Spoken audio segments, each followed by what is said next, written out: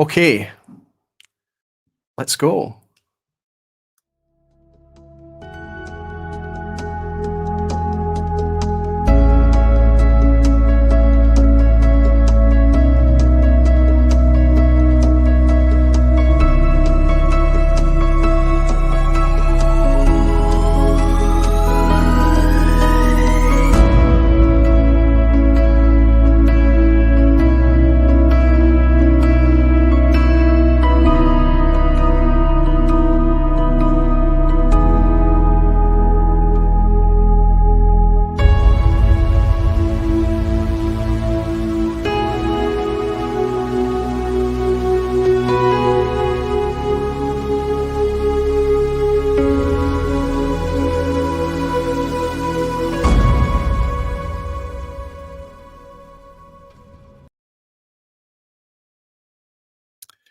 Hello, everyone. Hello, everyone. Welcome to the Online Scotch Whisky Awards 2022.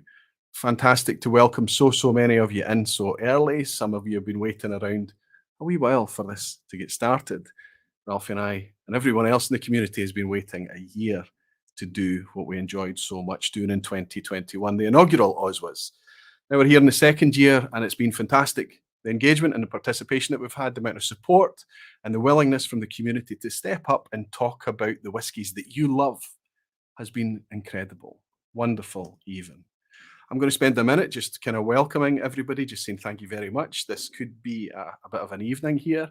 If there's any background noise, I apologise. I'm coming to you from the city of Glasgow, and right now it's the 5th of November. And that means that there's a lot of fireworks and things going off in the background. But it's appropriate, I think, to have fireworks for the OSWAs, don't you think? Hopefully the background noise isn't going to be off-putting too much. It's quite quiet just now. Wonderful to welcome everybody. It's fantastic to have so many of you here waiting. I'm going to just quickly tell everybody, summarise. You all know the drill by now, but just let you know exactly what you're sitting tonight. I'm going to take you through 9 categories. Together, myself and Ralfy and guests coming in and out throughout tonight, we're going to let you know the winners for each of those 9 categories. It's exciting stuff. But more than that, we're also going to show you what you picked as a community. We've done all the data crunching, we've done all the numbers, and we've now got a top 10 of all of those categories to show everyone what the people's choice is. I can't wait to share it all with you. There's going to be people coming in and out throughout the course of tonight as we get through these categories. And it's hopefully going to be a fun time just to be sitting, sipping on something delicious wherever you are. Evening, I suppose some of you are sitting in the morning, but it is a Saturday or perhaps a Sunday, wherever you are. And afternoon, evening, whatever it is, I hope you're comfortable and I hope you've got something nice in the glass. The first thing I'm going to do is just show you a little bit of engagement, a little bit of how we did last year and how we did this year. And right on the back of that, we'll get into the categories. I'll see you all in a second. All right, Drew, 7 years of online whiskey tubing.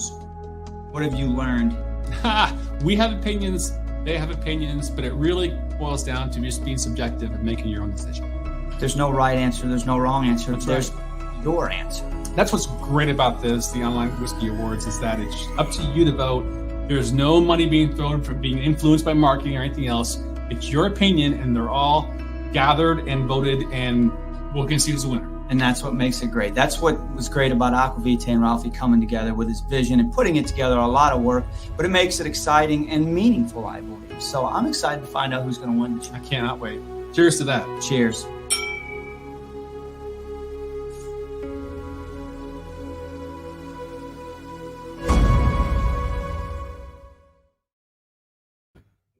Hey, terrific stuff. Can you believe, Roy? That's a whole year. I know. A whole year of persistent malt moments. I tell you what, malt mates, this doesn't, I know that Roy and I make this look, well, relatively easy, but I tell you what, all these hours upon hours of patience, persistence, and perseverance with the malt moments, they all add up and they're necessary to educate ourselves.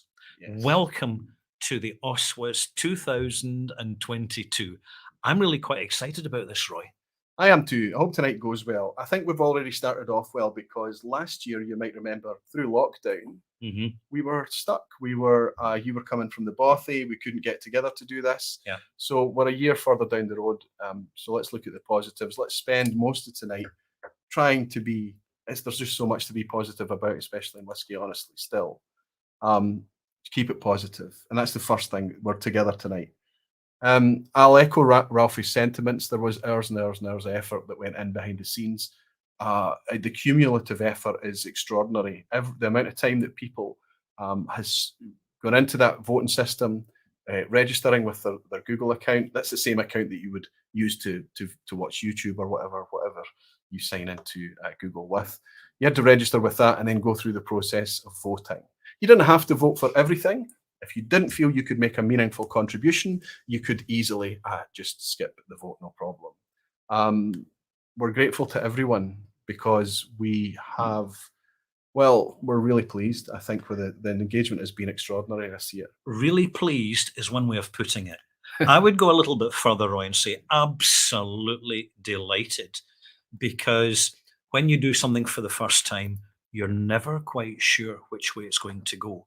But once it's done, then you have your bearings, you have your points of reference. And one thing that both you and I are very chuffed about, that's a Scottish word, chuffed, means pleased, is the amount of engagement by maltmates, the amount of people who are taking the time, who are interested in whiskey, to join us with this whole online Scotch Whisky Awards system in registering, voting, giving opinion, sharing perspectives, and nominating different whiskies in different categories, and of course the people's choice as well. Absolutely. I think it's going to be very interesting. I know that a lot of you are here to discover who the winners are, but I think there's much more to take away from this process. And like last year, we're going to be as just as transparent as we can be with you. Listen, there's fantastic. There's so many of you, and there's well over 600 of you, and it's incredible. Thank you so much already. We're just starting, and there's drams being bought for Ralphie and I already. Derek Sanchez has bought us a wee dram. Cheers, fellas! Thank you for all you're doing. And Justin Wan has bought us a dram as well, a very generous dram. My fiance says hi to Ralphie. She's always annoyed at hearing maltmates, but she's very, very excited to see him live. I am too, obviously. Listen, Cooey. Fiance's, girlfriends, significant others, everybody's a maltmate. It's not. Absolutely. It's fantastic. Listen, guys, thank you, everybody that's buying us drams tonight. We'll try and pick up what we can, but it's going to be quite tricky, and we've got a lot to get through. Yeah. With that in mind, let's share some interesting engagement stats with you just to get things started before we go into our first guest. Yeah. This puts things into perspective. I hope so. It's quite nice to see. I'm losing my mouse cursor because I've got 3 screens on the go here, but I'll bring this in and just share this with you. Welcome everybody to the Online Scotch Whisky Awards 2022. Yeah. The intention of these awards, let's be clear, is not to replace or compete with any existing award system. We're here to celebrate the best in whiskey and complement those systems and initiatives. And that's how we set out tonight. Let's share some of these engagement stats with you. Firstly, I want to share who voted, who's involved in this initiative in 2022. Well, it's the online Scotch whisky community that's involved. So what started with a core group of 16 channels, 16 contributors, 16 guides, 16 commenters on whiskey, all came together to nominate whiskies. And we went through a refinement process in order to do that, and then went through a significant refinement process with 56 other contributors. And all of these contributors, whether they were bloggers, podcasters, whether they were on YouTube, whether they were writing or reviewing, whether they were behind a bar in a licensed premises, or whether they were in retail, all of these people have a hand in guiding whiskey experiences. Now, they have to have had been doing that for at least a year, and they have to have been active in the last year, but they could step forward and get involved with this process if they wanted to. Then the community stepped up, and how you stepped up. 4,817 people registered to vote in the OSWAs this year. That's incredible participation. 98.5% of you self-referred as Scotch lovers. That tiny little sliver that's appeared on screen right now are the people that declared themselves as, nah, I'm not really into Scotch. Thank you for taking the trouble. Thank you for discounting yourselves. We are after people who are interested in Scotch whisky. It's the Scotch Whisky community. That's where the name comes from. The online Scotch Whisky Awards. We're not interested in only awarding Scotch. It's because we represent the Scotch whisky loving community. And it's important that we do that because maybe the Bourbon Awards will come along, maybe Japanese Whisky Awards or Irish Whisky Awards, English Whisky Awards, whatever it is in the future. They can have their own space. We are the Scotch whisky loving community. 22% of the participants, of the registrants, declared themselves whisky promiscuous. They're into everything. They enjoy all whisky regardless. But this is fascinating. Well over half said that they are Scotch promiscuous. That means that their preference is Scotch, but they are open to trying other whiskies too. And finally, pure Scotch, 21% of the registrants said that they are all about Scotch. It's all Scotch for them, and that's their lane. So we can see that 77% and above are Scotch lovers. We have attracted the right audience. Job one done. Mm-hmm. Well, basically, this clarifies the situation in that attracting the self-taught, familiar, engaged whiskey customer, that what we're presenting you this evening are from informed people who know about whiskey, know where whiskey's at, and therefore not just the nominations, but the winners in each nomination. These are seriously informed judgments coming from the online global whiskey community. And this, I think, makes it, we're putting into context how meaningful the OSWAs are as an award system. And see if anybody is watching it and a wee bit miffed or annoyed that their whiskey didn't win or their whiskey didn't make it in the People's Choice Top 10, whatever it may be.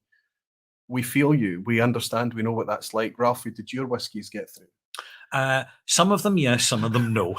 And it's just the way it is, because what we're trying to do is make this representative of a community rather than a single individual, whatever it may be. Absolutely. But thank you all for making this engagement just so meaningful thus far in 2022.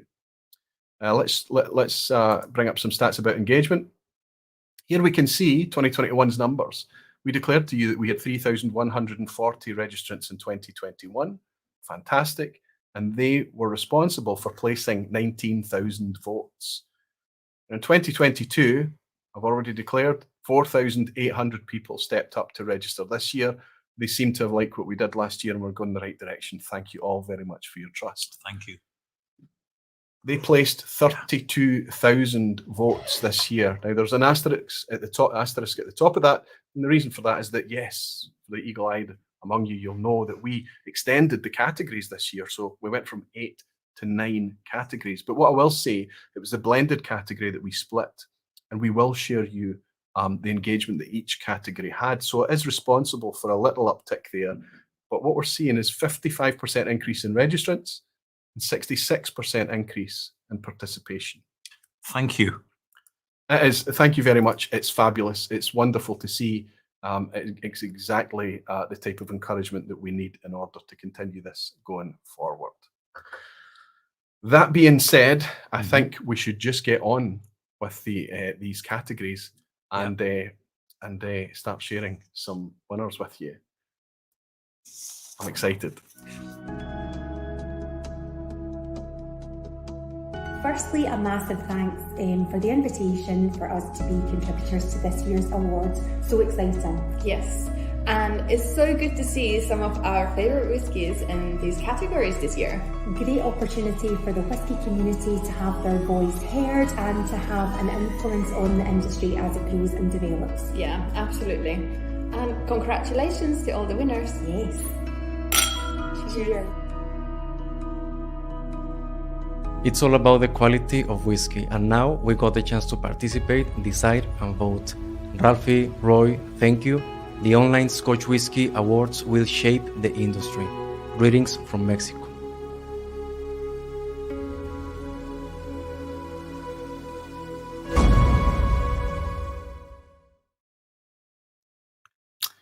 And there we have it. And we're going to bring in our first guests in order to help us announce the winner of the first category. Now, the first category is Best Value Whiskey. And we defined it, I'll tell you exactly how we defined it. I'm just going to kind of read this out, but I'll put it up on screen for you guys to see too. We suggested that the best value whiskey is fairly priced whiskies that offer great quality, that can help people take their first steps in whiskey, but also provide a great experience for more experienced whiskey drinkers. Yeah. We celebrate whiskies that are still attainable, despite rising prices in whiskey. It's amazing how many whiskies are still attainable, still affordable, despite the challenges that we're seeing out there. There wasn't a guide on price this year because we realised how subjective that value proposition was, but we did ask people to consider the fundamentals of the OSWAs. That's integrity, quality, affordability, and availability. With that in mind, I think we need to nip over now and welcome in our first guests. We've actually got two guests joining, which is fantastic. Lovely. I'm going to reach out to Whisky Sisters. For anybody that's heard of the Whisky Sisters podcast, it's fronted by Inca and Jen, and they're joining us here tonight. Inca, I believe, is in Italy, and Jen is a bit closer to home, just outside Glasgow. Welcome in, Inca, and welcome in, Jen. Hello, sisters. Good evening, gentlemen. Fantastic to see you, that both. gentleman, by the way. She must be talking to you. Was that me or you? No, I think she's definitely talking to you. Listen, it's wonderful for you to have made time for us tonight. This is, I think, the first time that I've actually spoken to you guys face to face. I have eavesdropped on a few of your podcasts, and it's fantastic to have you putting out that content there. Are you enjoying it? Oh, we're loving it. It's nice to share. It's nice to share our whiskey journey with like-minded people. Fantastic. I'm glad that you're enjoying it. So just who was speaking there? That's Inca speaking, and Jen, you're in the bottom of the screen there. Yeah, Jen, you're in Glasgow tonight? Yes, I am. Fireworks going off everywhere. Yeah, same over here, same over here. It's all part, they've all laid it on especially for the OSWAs. I'm very grateful. And Inca, you're coming to us from Italy. Yes, from Tuscany. Thank you so much. I hope you're having a wonderful time out there. How are we going to work this then? Because one of you, I guess, has got a red envelope and the other one doesn't. How are you going to make it work?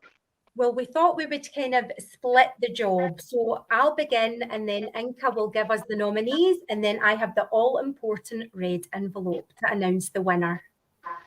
Fantastic. All organised. Nicely organised. I think, well, there's nothing more to do, girls, than just let you guys do your thing and take it away. Fantastic. Thank you both for inviting us here this evening. And the nominations for the 2022 Online Scotch Whisky Awards in the category of Best Value Whisky are Aaron, 10-year-old, Bunnahabhain, 12-year-old, Glencairn, 10-year-old, Kilcarran, 12-year-old, Legic, 10-year-old, and Loch Lomond, 12-year-old. And the winner is Aaron, 10-year-old. Oh, they've done it again. They have. A wonderful dram. And done it again. Congratulations. Yeah, congratulations. It's actually Aaron 10 that's in the glass tonight. It's Aaron 10 that I've been using to warm up. I might have had some insight as to what was going to be picked, of course. Funny that. But I have to say, are you guys enjoying Aaron 10? I have to say that it's a huge people pleaser. It's a demonstrably so people pleaser, right? Absolutely. Yeah. You're big fans of the distillery, aren't we, Inca? Yes, we definitely enjoy quite a few of their drams. I think I was able to visit Arran very recently. I was out in the island, and it was just wonderful. My first time actually on Arran, my first time visiting Lag and Lochran's up in the north, and I was just swept away by the place, the location, their dedication, their enthusiasm. I think it's clear why they're bringing lovely, lovely whiskey, because it's run by people who love whiskey, and that's very clear. And they use the magic formula of non-chill filtered, natural colour. Absolutely. It all adds up. Very, very natural whiskey focused. Wonderful stuff. Inca, Jen, thank you so much for dedicating some of your evening to coming across. Thank you for your trust. Thank you for supporting the OSWAs and getting involved this year. Thank you for your promotion and everything that you've done. It's been wonderful to have you as part of it. Absolutely. Cheers to you both. Cheers to you Cheers. both. Thanks so much. And thank you. Slanchava. Enjoy the rest of your night. Thanks, girls. Wonderful stuff. That's Inca and Jen, Yeah. the Whiskey Sisters podcast, available at their website and on wherever you pick up your podcasts from. What I'd like to do actually is just do what we did last year and share everyone how the vote split on that very interesting category. There were some new entries in the nominations this year, so let's just share that with you as to how it broke up. 4.4% decided to skip this. They didn't have a meaningful input there. This is probably the highest engagement of any of the categories, I think, and that makes sense because we're at the affordable end of things here. These are widely available, very familiar to whiskey enthusiast type whiskies, so you expect a high engagement. 5% of the vote went to Loch Lomond 12-year-old. Now, this is the first time this year that we've actually seen so much. So Loch Lomond has been talked about in so many categories across the OSWAs, but generally it's an up-and-coming distillery, and it's fantastic to see them in the nominations this year. Leadchick 10-year-old, a huge people pleaser as well, heavily peated from Tobermory Distillery. 12% of the vote here. Much loved, a whiskey of the year for Ralfy as well. Absolutely, I believe. yes. Much loved whiskey and getting a lot of support from the community. Kilkerran 12, still 15% of the vote, despite the fact that it's very difficult to come by. It's very difficult to get a hold of. But fantastic to see it celebrated all the same. The reason that we can't buy Springbanks and Kilkerrans right now is simply because of demand for good quality whiskey. And we've got Glencadam 10-year-old. This is again 18-19% of the vote for something that didn't even appear in the OSWAs last year. Yeah. Ralphie and I have been talking about Glencadam as a distillery under Angus Dundee for a long time. Fully integrity, fully natural whiskey coming from Glencadam, and it's fantastic stuff. Great to see it getting the recognition. Bunnahabhain 12-year-old on 21% of the vote. A huge favourite right across enthusiasts for many years now, at least since they've started to make it much more natural, right? Yes. There's no coincidences here. 46.3% ABV, natural colour, non-chill filtered. It's the magic formula. And of course, now with Bunnahabhain, you have their cask strength versions, which are just coming out and getting a lot of interest. Absolutely. Bunnahabhain is very dearly loved, which means that Aaron, you can see there, it clearly did very well by taking 25% of the vote for the nominations. Yeah. So well done, Aaron. Fantastic stuff. I'm going to nip over now, and I'm going to welcome in a gentleman who's coming into us to accept this live from Aaron Distillery, the new distillery manager, Stuart Bowman. Congratulations, Stuart. Congratulations, sir. Oh, Thank Stuart. you. Hello. Hi, gents. Thank you very much. Absolutely delighted to be able to accept this award on behalf of the team Isle of Arran Distillers. Thank you so much. Really appreciate it. Yeah. Well earned. Absolutely, it is. It's 2 in a row for you, though.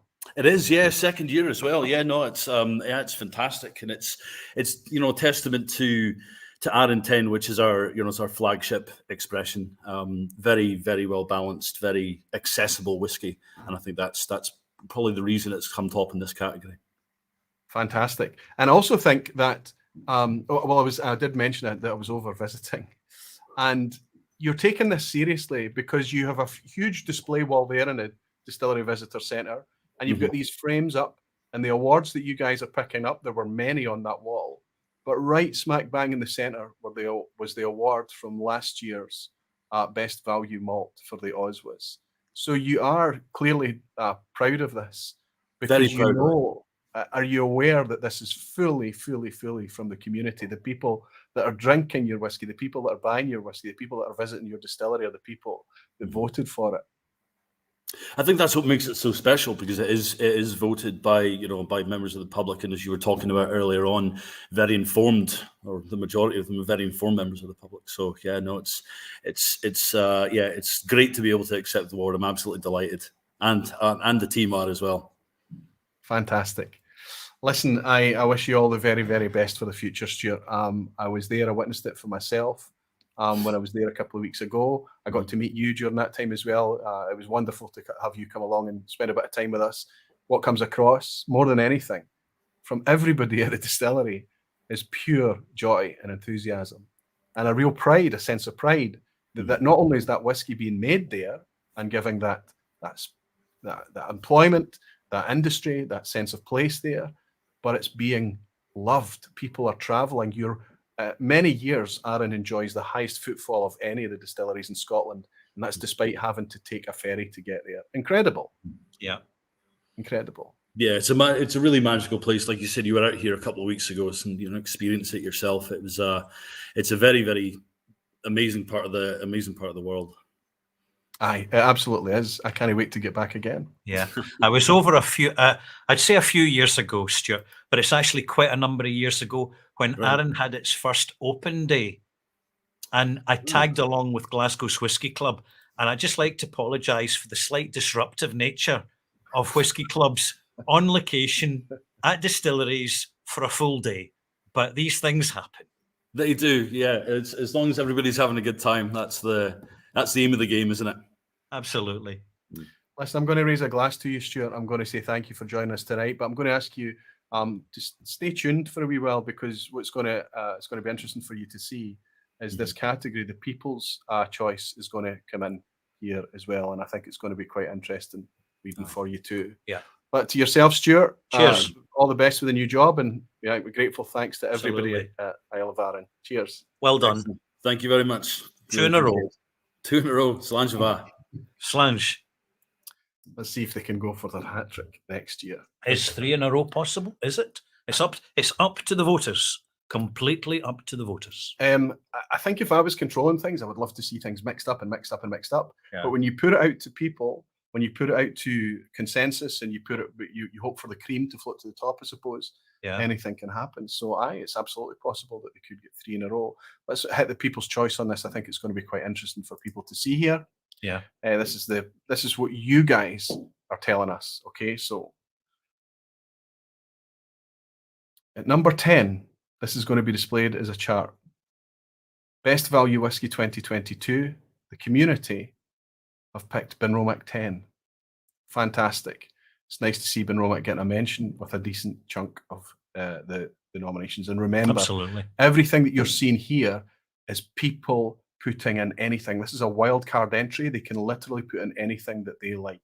Benromac 10 at number 10. Then we have a 3-way split for 7th place. Craigellachie 13, Glenallachie 12, and Kilkerran 12. What's the common theme in these 3 whiskies here at number 7? Scratches the bonnet. Let's figure it out. 12 years old and a 30-year-old, but that's not actually. It's the magic formula is there again. It's natural whiskey and it's being loved. Yeah, it's really what it's doing is it's reaching out to whiskey curious people and it's making them invested fans. Number 6, a hugely popular whiskey here, Port Charlotte 10. People constantly asking, "Where's Port Charlotte 10? Where's Port Charlotte 10?" And here you've put it on the map by giving it place 6, despite it being a high ABV, 50% ABV, highly peated whiskey. One of these whiskies that people are told is challenging, right? Yeah. But no, if it's good quality, it's about flavour. 5th place, one of your favourites, Bunnahabhain 12, making it into 5th place. It's already been mentioned. It was nominated this year, and it did very well, getting 2nd place too. Glencaddam 10. So it's not just the fact that the contributors nominated Glencaddam 10. This is now in 4th place, almost from nowhere. Yeah. Everyone's talking about Glencaddam 10, and they boldly stay on the front. Natural. 3rd place, Leadchick 10. Again, another Distell brand for 46.3% ABV and natural. We mentioned it earlier in the nominations. 2nd place and 1st place tied, right? Each claiming 100 independent people stepping up to declare that this is my favourite whiskey. This is what I want to be celebrated.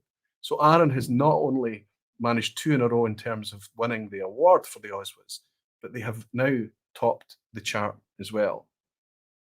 Very interesting, because this gives the diversity of opinion and perspective on the wider global whiskey community. And interestingly, my overview is there's so many absolute belters on this list. In fact, there's not one single one that I would say is is even remotely a modest or medium whiskey. Every single one's fantastic. And Every whiskey that's on this top 10 list, yeah, we'd take to the bank. Totally. I mean, it's just they're all great whiskies. There's one anomaly there. Benromac 10 is 43%, but we believe it still to be unchill filtered, or at least not aggressively chill filtered, and we still believe it to be natural color. There's only a tiny little step there for Benromac to step up and say, no, we are, and we put it on the label. And while we're wishing, it would be nice if we could get it at 46, but it's the geek thing. It's the geek. We know that we appreciate that that's the case, but it's the community. 9 out of 10 are fully natural whiskies here. It's amazing to see. Just out of interest, just because we did this last year, you'll love this. You want to see the shakers and movers. I feel like Tony Blackburn a wee bit here, but I wanted to give you this little bit of extra information. Arran 10 has jumped up a place from second last year. Deanston 12 has rocketed up there 7 places. Letric 10 has also gone up there as well. Glencadam 10 is a new entry. Bunnahabhain still holding strong. Port Charlotte, new entry. Craigellachie 13, new entry. Glenallachie 12 has jumped up as well. Kilkerran has slipped only because, why? Availability. We're just not, there's less people, and the people that have it on the shelf are probably being a bit more precious about pouring and sharing it. And of course, Benromac 10, a new entry there. Such great quality for the price in the UK. In fact, it's really the list you have there, Maltmates, is a testament to, with the exceptional Kilkerran and its general availability, but apart from every single whiskey being really good quality, they're all affordable because they're not high age statement whiskies. These are practical single malts for the practical drinker, and it's very much what a fantastic barometer it is actually for this moment in time. I don't think there's a whiskey in the top 10 that's above £50 mark. Right. I think Port Charlotte 10 is around about £50. Craigellachie 13 maybe creeps a wee bit. No, still £50. I think that's all. So we didn't stipulate that this year. You've taken care of it by yourselves. Fascinating stuff. Fascinating. There is a new Port Charlotte out. It's a full cask strength, and it is significantly more expensive. And the bottle looks the same. So just be careful and do your homework if you're buying a Port Charlotte. But if you love your peat moments, if you're looking for a peat monster, it's the new kid in the block. Highly recommended. I have to say, I sipped it live on a live stream, and I was caveating it with saying it wasn't one of my favourites. And on that live stream, it kind of stepped up and said, "Roy, you don't know what you're talking about," and redefined my relationship with the Port Charlotte 10. It's a lovely whiskey. Anyway, we've got another category coming right up. Hey, it's Jeremy from Super Social Club. So excited to be a part of the online Scotch Whisky Awards again this year. It's so refreshing to have an independent award ceremony voted on by enthusiasts in the community. Roy and Ralfy, you guys are the best for putting this on. Cheers, everybody. Hello, whiskey fans. I hope you're all having a great OSWAs, and I'm proud to be here with you. Thank you to everyone who's cast a vote, and thank you to everyone who's been a part of the online whiskey community. We, as whiskey enthusiasts, have never been so powerful and influential in the industry, but also now more than ever, we need to make sure that our voices are heard. So, thank you, cheers, and have a good night.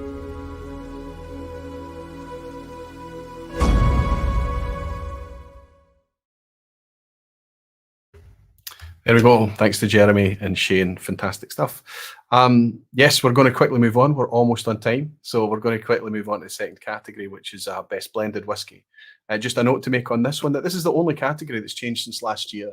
Yeah. When we had blended whiskies and blended malts bunched together in the same category, we listened to you. You were clear that you wanted to make a definition between malt whiskey and blended whiskey. And I agree with you. I do agree that they are separate drinks and they're doing different things. And, we wanted to talk about the B word, the blended word. Blended malt is not the same as blended whiskey, and therefore they deserve separate categories. So that is what we've done this year. I'm going to reach out to our guest tonight who's going to come in and help us announce who the winner is for this category. This year we stepped outside of YouTube It worked last year, trusting people in the YouTube community to start this thing going, not least because they're very confident about getting in front of camera and supporting with video vignettes and things. But this year, we've gone way beyond that. We're now doing whiskey review sites, bloggers, writers. We're in the retail space. We're in podcasts.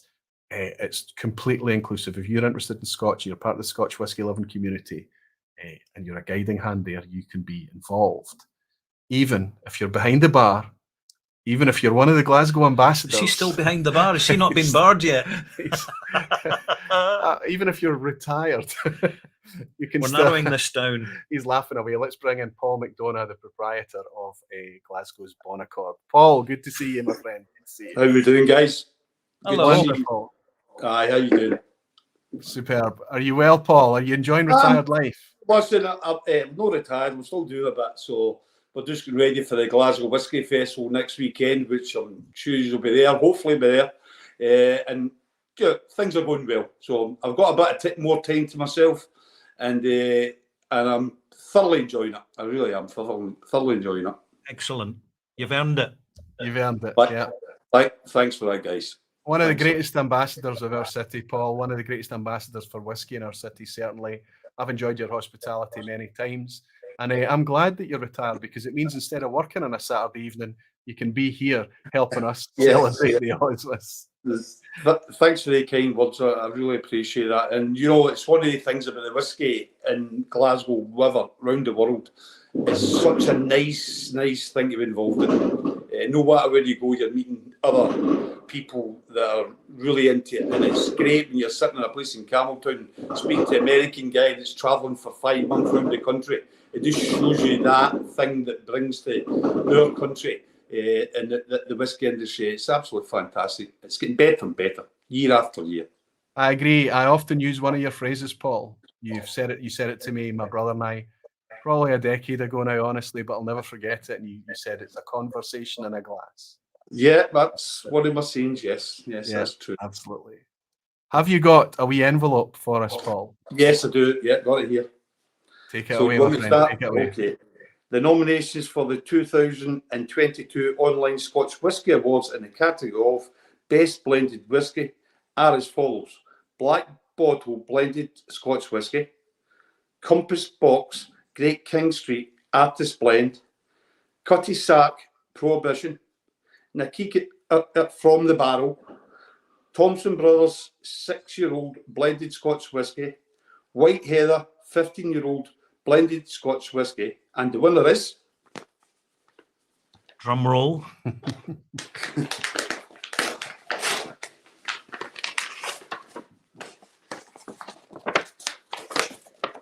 Nika From the Barrel. Barrel. Wow. Right. Nika From the Barrel. My goodness.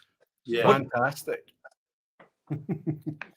It's quite something to have this coming up here, right? It's quite a topic, quite a buzz, quite a lot of chat about this whiskey recently, because it's presented very much like a Japanese whiskey. But of course, what's come out recently is that this is not actually a Japanese whiskey. That is not part of the criteria for defining it. Not 100%.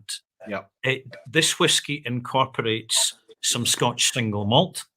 We believe, because we have been advised through our network of spies and consultants, that it contains Ben Nevis. And Ben Nevis, on its good days, is a fantastic single malt. And when you taste the Nika from the barrel, and you can sense, I mean, there's Yoichi in it, Paul, and I'm sure you agree with me that there are delightful Japanese whiskies with a singular personality. But in Nika from the barrel, you've got a fusion going on here, which generally doesn't get picked up on in reviews, where you've got that Scottish single malt element, which just adds substance and character to the other contributive Japanese whiskies. Yeah, definitely. And I think that a blended whiskey doesn't need to be all from the same country. No. Let's not. If there was transparency here, and they stated that this was a world blended whiskey, I don't think it would sell any less. Arguably, it might even sell more. But at 51.4% ABV, people are lapping it up. Yeah, I think it's. I've tried it a few times, and I think it's really, really nice wee dram that you can sit back and just enjoy. Not too much thought about it. Just sit back and enjoy it. So I'm surprised to see that as a winner. I must admit, but I can see why it would be. I can see why it would be. That's right. That's right. And well done to them. Yeah. And we have to remember as well, Paul, that our community, the internet doesn't see borders. Our community are located everywhere across the planet.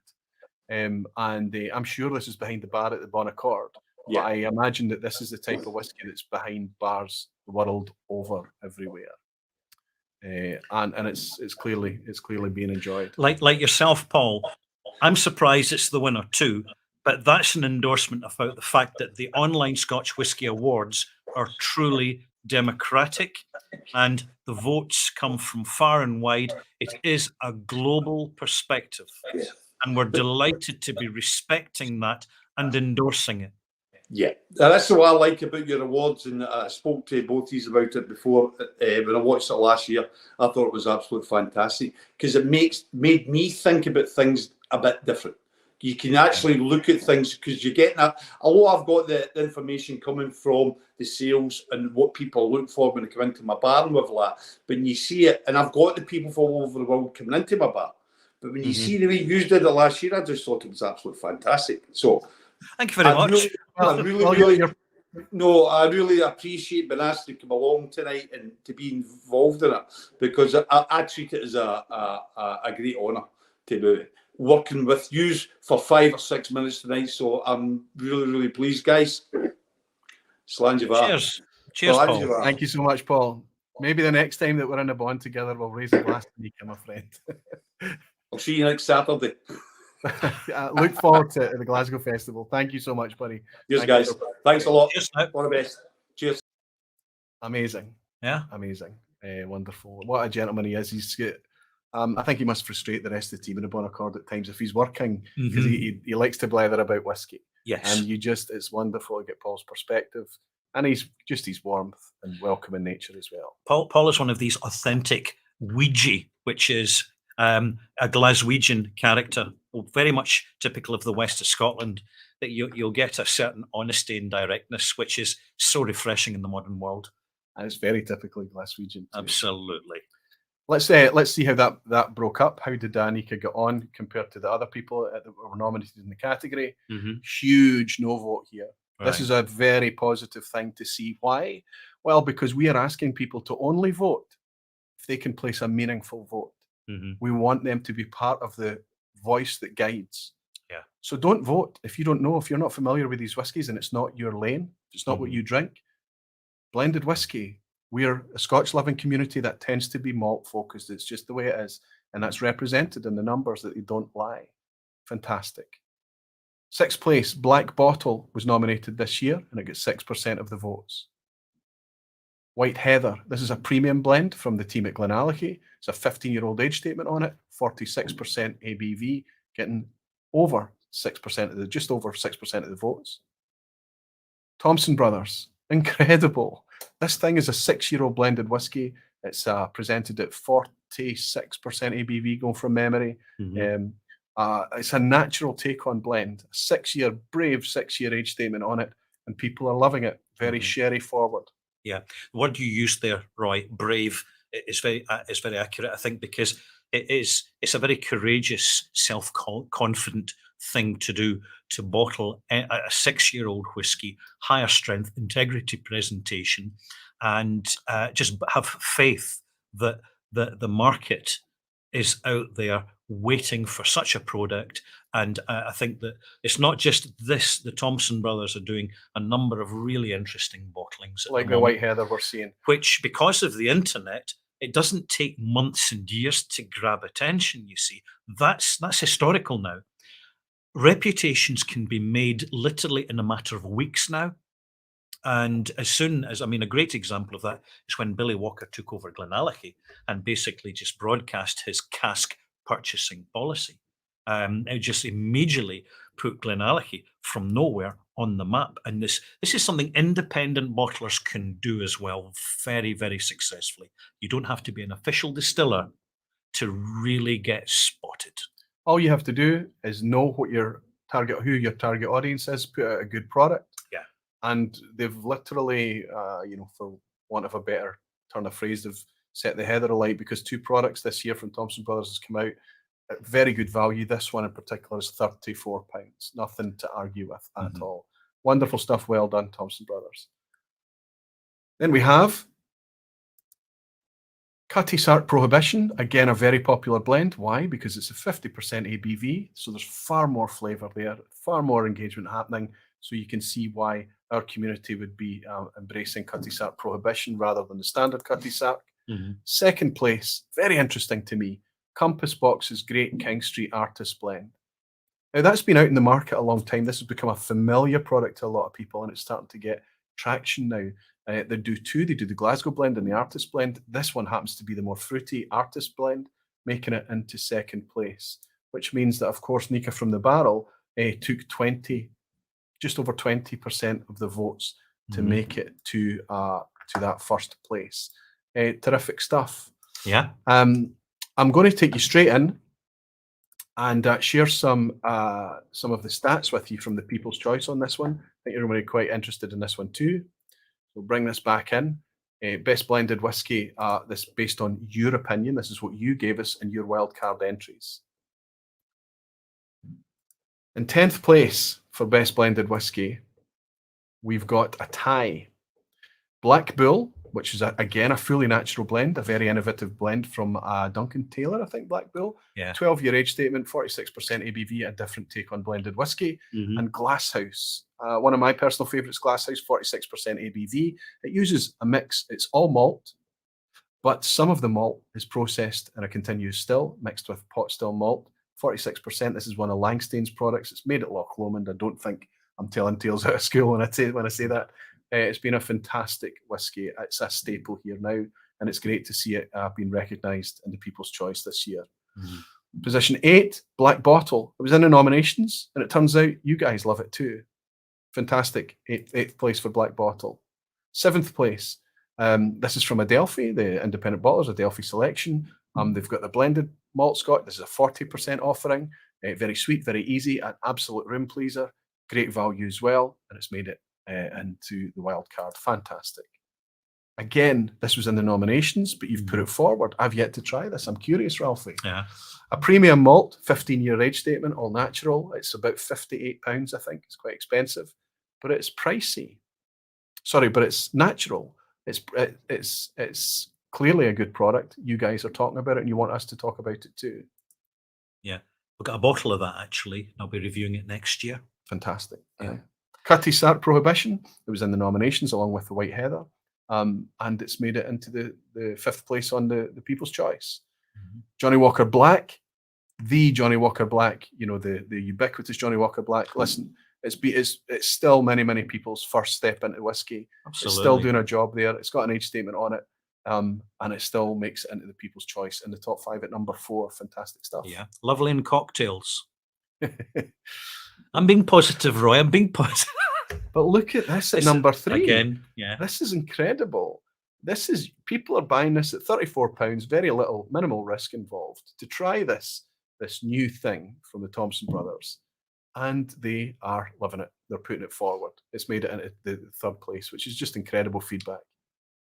And now this is the community telling us, hey, we noticed the Artist Blend made it through the nominations. Yeah. We gave it our vote, but you forgot about our other favourite, the slightly peated Glasgow blend. This is the exact same as the Artist Blends, but this has got a wee bit of peat in it as well, both from Compass Box. This is showing the blended whiskey can be sipped, it can be enjoyed. It doesn't need to be all about mixing. Good stuff. Well done. Who makes it into number 1 then in blended whiskey? Ooh. Well, sometimes you think, how did this get nominated? How did this get nominated? But then the people step forward and say, it got nominated because we're enjoying it. This is probably one of the lowest engagement categories that we'll share with you in the OSWAs tonight. Blended whiskey. Most of our community is about malt. That's the facts. But when it comes to blends, if you bring out a good, tasty, flavoursome product, not least because it's at 51.4% ABV, so it's got a delivery mechanism there for a lot of that flavour. People are engaging with it and enjoying it. It doesn't always need to be about 40%, 40%. Yeah, now just to clarify, Roy, for those watching, this is the one whiskey in the entire list which is bottled at 50 centilitres and not 70 or 75. Very important, absolutely. Because that reflects in the price. Let's see. Well, actually, we don't have any charts there, do we? We don't have it because this category didn't exist last year for us to give a movement up or down, a new entry or whatever, because it was split. It was all blended. So these two categories for blended malt and blended whiskey, this one we've just shared. We don't have that. But good stuff. It means that we can, I think, move on to our next category. Our next segment. Aye. Yeah. Good stuff. We seem to be doing okay on time, I hope. So far, so good. A few minutes late, always. Well. Hey guys, I'm Rob from Whiskey in the Six.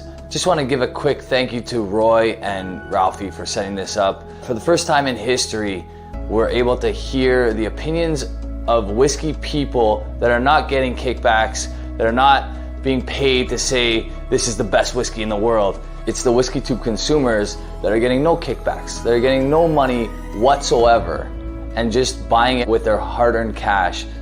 Good on Ralfy and Roy. Really, really cool thing that we're doing here. So thank you to everybody involved, and more importantly, thank you to the voters. Hi there, it's Taylor from Malt, and just want to say we are delighted to contribute to the Online Scotch Whisky Awards as we on the Malt team share similar values of honesty and impartiality. So good luck to all the nominees. Cheers.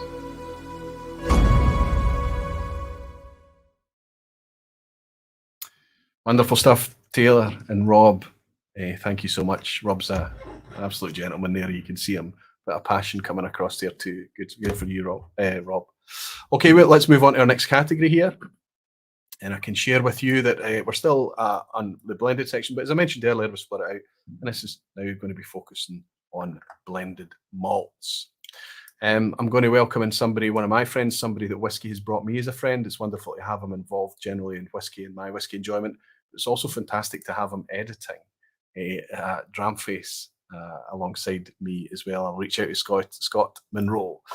Let's see. Scotty, so good to have you in, buddy. Hello. Hey guys. Thank you very much for inviting me on. Thank you. You're welcome. You're welcome. I have to say, where is Dramface? Why is Dramface not a contributor this year, Scotty? What's the problem? Why are we not supporting this thing? We've only been going for 10 months so far, so we're not quite reached that kind of point yet. Maybe next year will we get our vote in. Absolutely.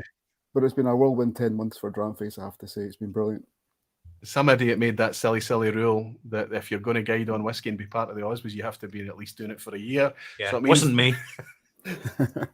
So it means that Dramface, and it's despite everything that it's achieved in those 9 or 10 months, Scotty, we've got to just sit and patiently wait. But I can't wait for Dramface to be involved next year. How are you, buddy? Are you sitting comfortably? We've not taken you away from your fireworks and your sparkler spinning tonight? No, I'm absolutely fine. I can hear them outside the window though. Like it's been pretty relentless so far tonight. Yeah. So I apologise if any noise comes through. Hopefully it won't. Should be okay. No, I did hear a wee bit of noise, background noise and celebrations coming through Paul's stream tonight. It's interesting that 3 out of the 4 people that have been involved tonight have been coming in from Glasgow. It's not going to happen throughout the night, but buddy, it's fantastic to have you involved. Thanks for giving a wee bit of your time tonight as well. No, thank you guys. I appreciate it. Did you receive a wee red envelope? I have it here. Oh, that's the one. Take it away, my friend. Take it away.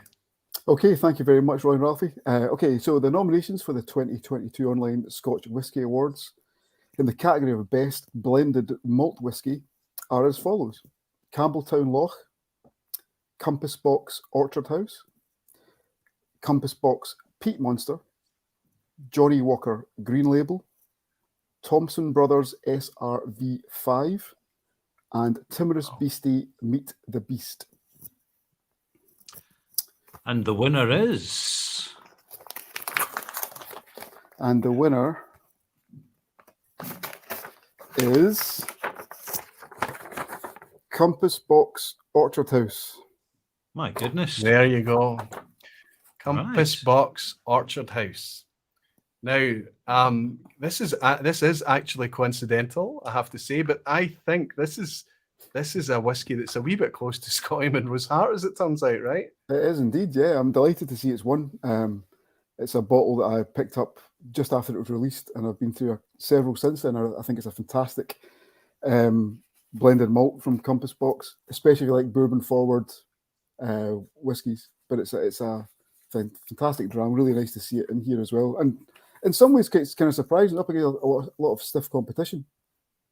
This Absolutely. year, Well, I mean, I'm going to share how it fared against its competition. I think you're going to be quite surprised, Scotty. But you know, it's not only bourbon forward. You're quite right about saying that. There's a wee bit of savoury smoke on the finish. It's flighty. It's difficult to pick up. You tend to get it close to the end of the dram, certainly on the finish. But it's also interesting that it's spirit driven to me. It's very spirit forward, rather than the casks are quite quiet in this wee blended malt here. Yeah. But I hope it's been successful for Compass Box, because we're certainly enjoying it. It's about £42, and I know you were one of the first, Scotty, way back when it was first launched, to say, "Hey guys, you should maybe try this. It's quite good." So, interesting wee coincidence there. There was no planning. That's nice. No, none at all. None at all. That's fantastic. I'm delighted for it. Thank you so much, Scott Monroe. Listen, all the best with Dramface, all the best with everything, buddy. Thank you very much, guys. And again, thank you very much for all your hard work, as always, this year and last year as well. And I look forward to the rest of the evening. Relax, buddy, and enjoy it. Take care, my friend. Thanks for joining us. Cheers, Scotty. Thank you, guys. All the best. Wonderful stuff.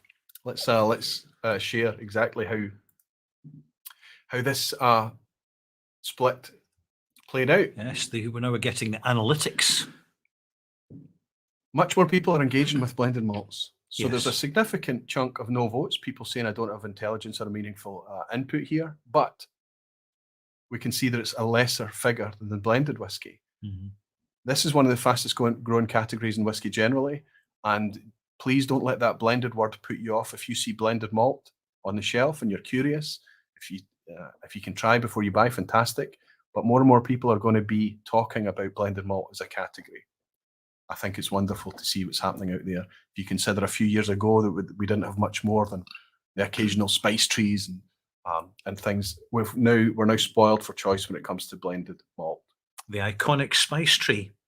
They got Absolutely. banned. They That's got right. banned because with the spice tree, and this is particularly the early days of Compass Box, was this courting of controversy, which made them all the more interesting, as well as the very tasteful presentation, the labels, and all the rest of it. You're getting real sense of theatre with some of the bottlings an excessive premium. Now, some are pretty expensive, but every time you can be looking at pretty good whiskey, however they choose to package it. Absolutely, and for every expensive release they have a plethora of much more budget releases as well. So well done to Compass Box and Orchard House. The split goes Thompson Brothers making it into the nominations this year with their blended malt, which is just fantastic to see. This is the SRV 5 Station Road VAT 5 8-year-old blended malt coming from a Solera. Very interesting stuff, and it's going to change batch by batch. Excited about that. Excuse me, does that 7%? Yeah. Yeah. I briefly thought that was the volume. No, and I'm thinking, well, we're hanging about a That's the minute. vote. That's the vote. Carry on, Roy, carry on. Dougie Lang's Timorous Beastie Meet the Beast coming in 5th place with 8.9% of the vote. Dougie Lang's done a fantastic job with the Remarkable Regional Malt Series. It's nice to see them represented again this year with one of their higher ABV and Meet the Beast. It's north of 50%, that one, I think. Then we've got Compass Box's Peat Monster. Another entry from Compass Box as well. This is obviously their PT expression, taking 12% of the vote. And then a brand new one that just now, I know that Campbelltown Loch has been around for years and years, but this year they made a step change. It's no longer a blended Scotch whisky, and it's now blended malt. And it's packaged very much like Springbank, but it's done fantastically well. 35 to 40 pounds. I think the second batch came out closer to 40. But people are loving it, taking 13.5% and making 3rd place. That means 2nd place gets the ubiquitous Johnny Walker Green label, which leaves Obviously, our winner tonight with almost 18% of the vote, Compass Box's Orchard House. Yeah. Fantastic stuff, and that's how it got there. That's how it got the winning place. So we reached out to Compass Box. They were genuinely excited, and they wanted to get somebody to step forward for tonight. They genuinely did. But in the end, they struggled.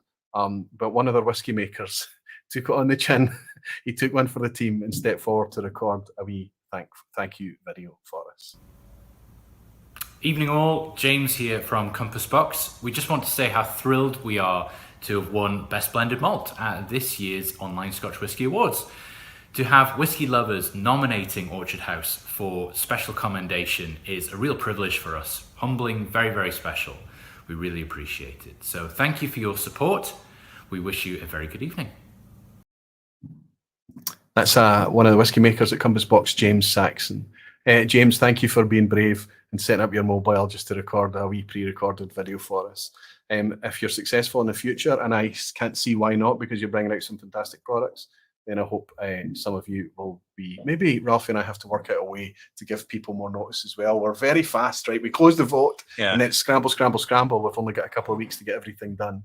But nevertheless, we appreciate you taking the time to set up and put in a wee acceptance video. It's nice to see you enjoying it. Okay, let's take you through the people's vote on blended malts. What are you guys enjoying? What do you want to talk about? The people's choice runs as follows. 10th place, another of the remarkable regional malts, this time from Campbelltown Douglas Lane's Galdrons. In 9th place, we see, this is ubiquitous, this is available everywhere. Very soft, very easy, a definite people pleaser, 40% ABV, but very inexpensive too. This used to be called Naked Grouse. It's now simply marketed as Naked Malt from Edrington, making it 9th place. 8th place, another remarkable regional malts from Douglas Lane. This is the Big Pete. Typically all Islas in this. Occasionally you might see that they tease that there's Port Ellen in there too. I'm not sure if it doesn't happen in all expressions, and I don't know how much it is, but it's been a very popular blended malt whiskey since it was launched a number of years ago. Quite iconic, you could say. Compass Box make it again with their peated entry, their Peat Monster. It was in the nominations as well. 5th place, we have a tie between one of the global players in blended malt, Monkey Shoulder from Grants, and also somebody that's just stepped onto the scene with their blended malt this year, and that's Thompson Brothers. This is the Station Road VAT 5. It's not just a case of it made it into the nominations. You guys are connecting with it too, and you're enjoying it. It's 48% or 46.8 or 48%. It's higher ABV. It's the Solera system that's used here. This whiskey will change over time, and I think it's going to be fascinating to see how it changes. Yeah. Alongside one of the most popular global blended malt whiskies out there, Monkey Shoulder. Fantastic. Yeah, Monkey Shoulder, in fact, there's a lot of it would surprise you how many people their first truly enjoyable taste of sipping a whiskey neat is a whiskey like Monkey Shoulder. And I know of one person who they had it with Coca-Cola, then they ran out of Coca-Cola, and then discovered without the Coca-Cola, it was that much nicer. It's part of the journey. However you come into whiskey, whatever step it takes, right? 4th place, we've got the already mentioned Campbelltown Loch. Yeah. You're loving it. There's a reason that it got so high in the nominations. People are really enjoying it. 46% all natural as well, of course it is. In 3rd place, Johnny Walker Green Label. Now, this was last year's winner, and I think it was also top of last year's People's Choice. We'll see in a wee second. No, we won't, because I didn't monitor this one. I think it became top of the People's Choice. I'm not sure. I'm going from memory. But Diageo's Johnny Walker Green Label 15-year-old makes it into 3rd place. And then Compass Box Spice Tree, another Compass Box entry in 2nd place. But what did the people put as their top pick? You're echoing the nominations once more. Yeah. You're clearly loving that Orchard House. That is not an insignificant margin to take that by. Breaking 100. Now remember, this is a lighter engagement category here. So to get over 100 individuals stepping forward to say this was my favourite blended malt is quite something else. Fantastic stuff. Absolutely. Just to briefly conclude what I was saying about the Compass Box Spice Tree, for those of you who aren't aware, the first edition of Compass Box Spice Tree is quite iconic in that it was matured using inner staves, which were subsequently banned or discouraged from being used by the Scotch Whisky Association. And I hope that decision will be reversed, to be honest, because the use of inner staves goes back in the wine industry across Europe for hundreds, if not thousands of years. And it's all about delivering the flavour from a cask and the wood in a cask into the spirit to make what we appreciate and enjoy. There's an upcoming VPub talking about innovation, or the end of innovation, featuring our pal Roddy. There we go. So we'll be talking about concepts such as that, I'm absolutely sure.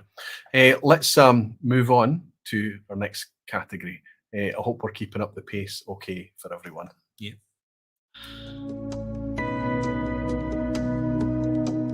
Hi, I'm the Malt Activist, and I just want to say that I am truly humbled and honored to be a part of this year's online Scotch Whisky Awards. This is going to be amazing. For more information, visit www.oswa.co.uk. All right, I'm the Malt Activist. Peace out.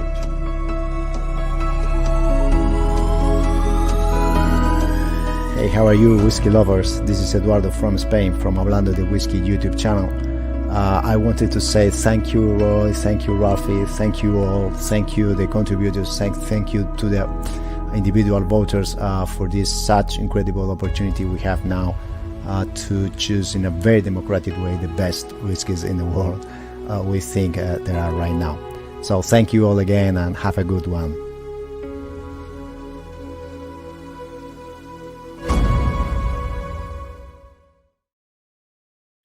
When I poured my Orchard House there, that was not product placement.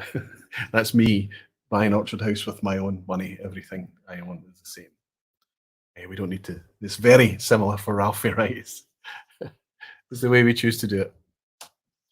Terrific stuff. Listen, there's loads and loads of chat coming in. There's loads of super chats. There's loads of drams. I think what I'm going to have to do is, after the stream, is go through that and maybe reply to each of you individually, because we're in order to try and keep the pace and have all our guests who are allocating their Saturday night to us to try and keep things on time. It's going to be very difficult for us to interact with the chat. I hope you're enjoying hanging out with each other, and it's wonderful to have all the positive feedback and comments, and it's wonderful to have the drams purchased for us as well.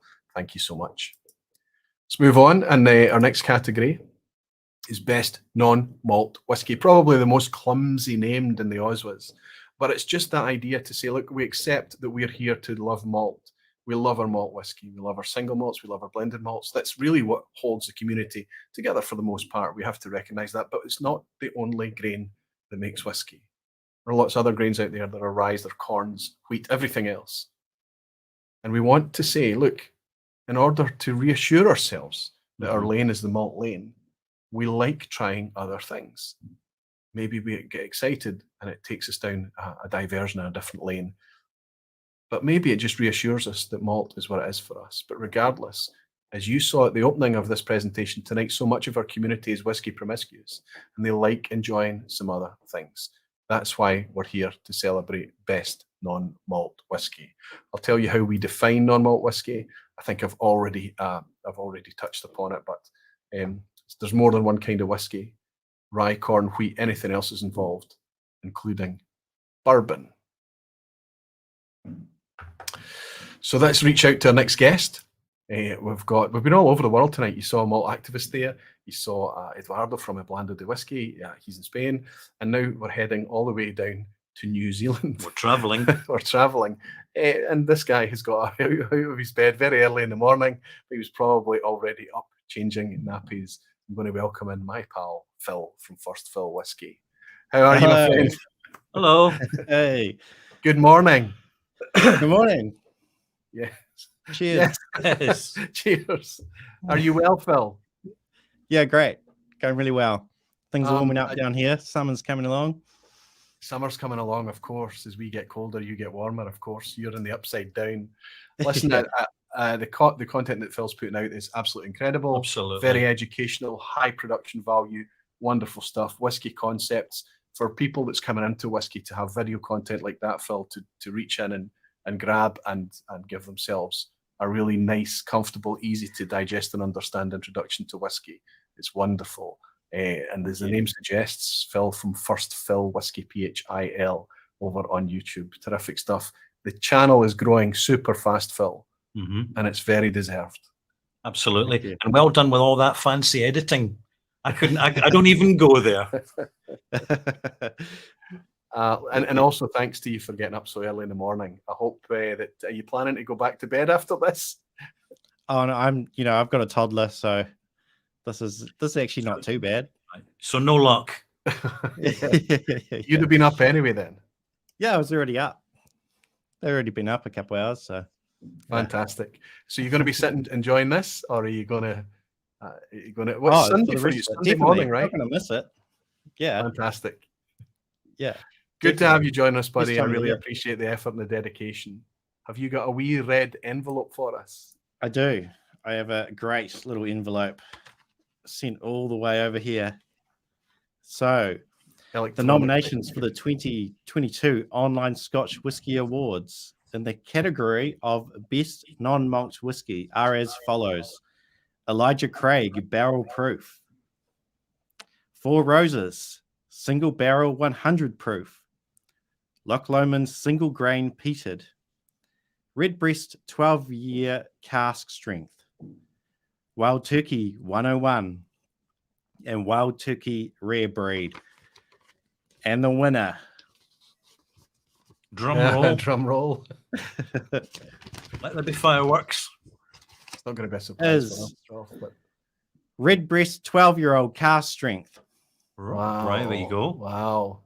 Right. So here we go. We have yet another, I guess you could call it, well, actually, I don't think this did take it. I think it was a Wild Turkey that took it last year, but it's very, very popular whiskey. And it does use malt. This is a malt whiskey, but it also uses unmalted barley, which means this is its category. Yes, it wins on a technicality. Well, listen, this is a category of whiskey that almost disappeared from everybody's horizons. We almost didn't have this at all.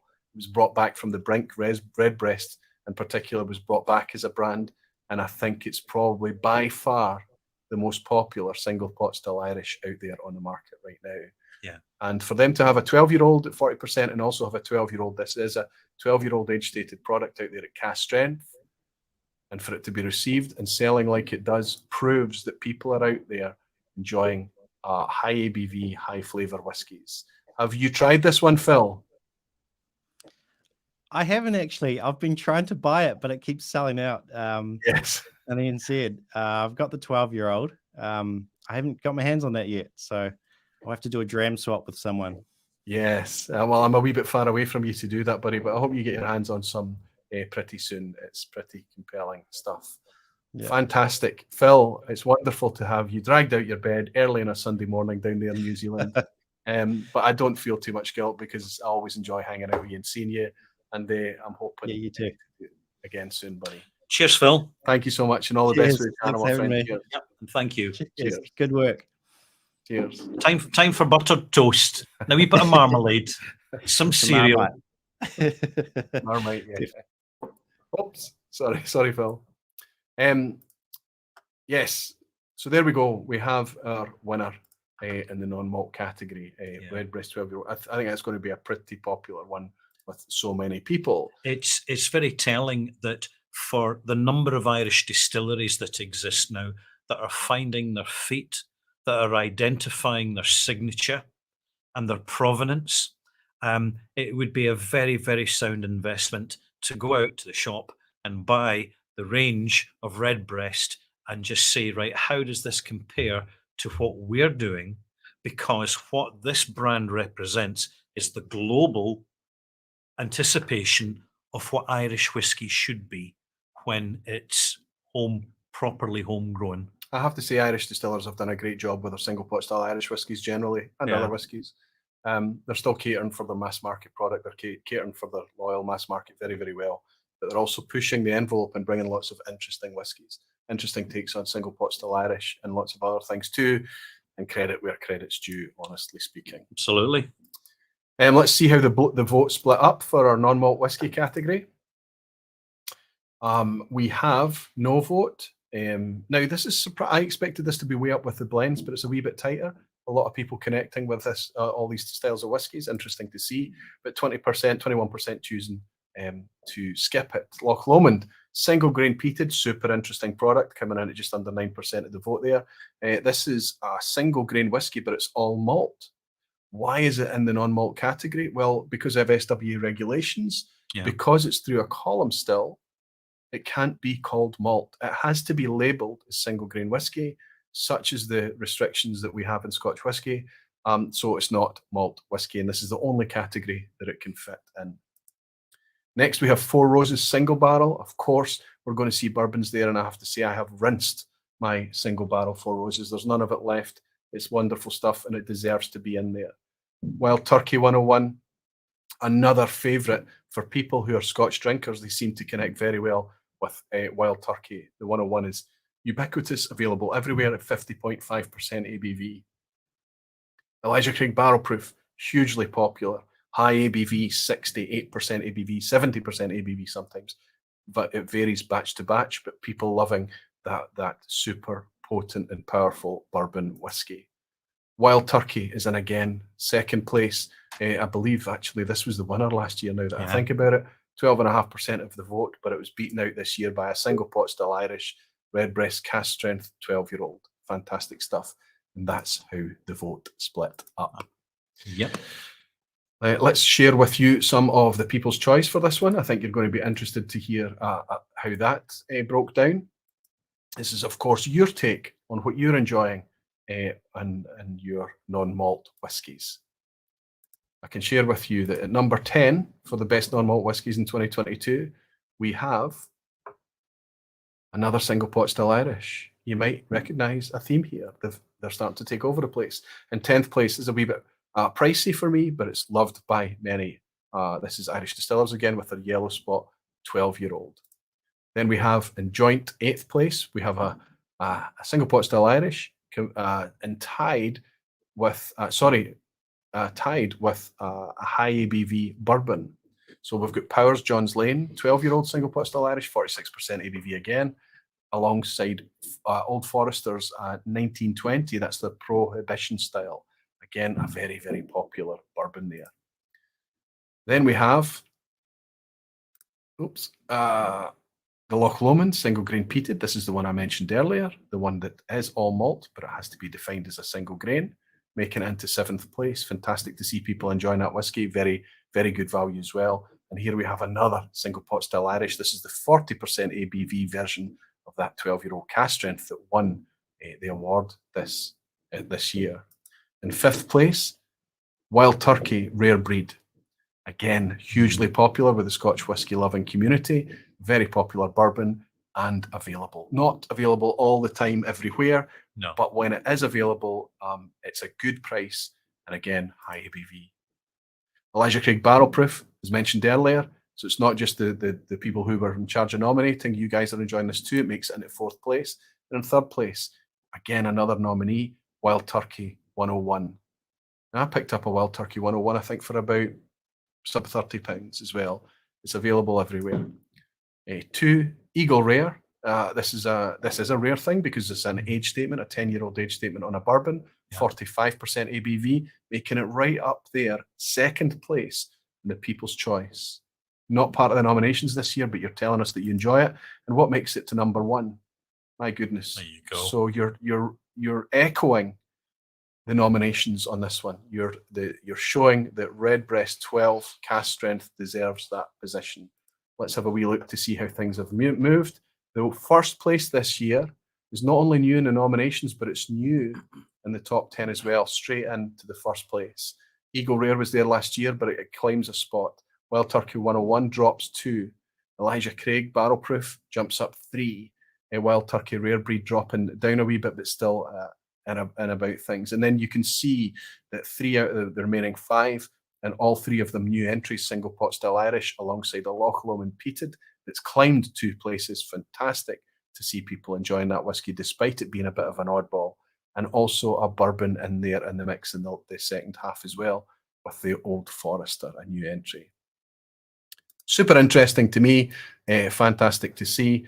I think that we need to always be a wee bit mindful and a wee bit open that there's other things out there to enjoy. Alternatives. Alternatives, that's what it is, That's right? the Ralfy term. The thing is that we can get institutionalized in single malts, and every now and again we need to find something that's just sufficiently different to refresh our palate, to kind of jazz things up a little bit, and to give us a different, not just different flavors, but a different style with different forms.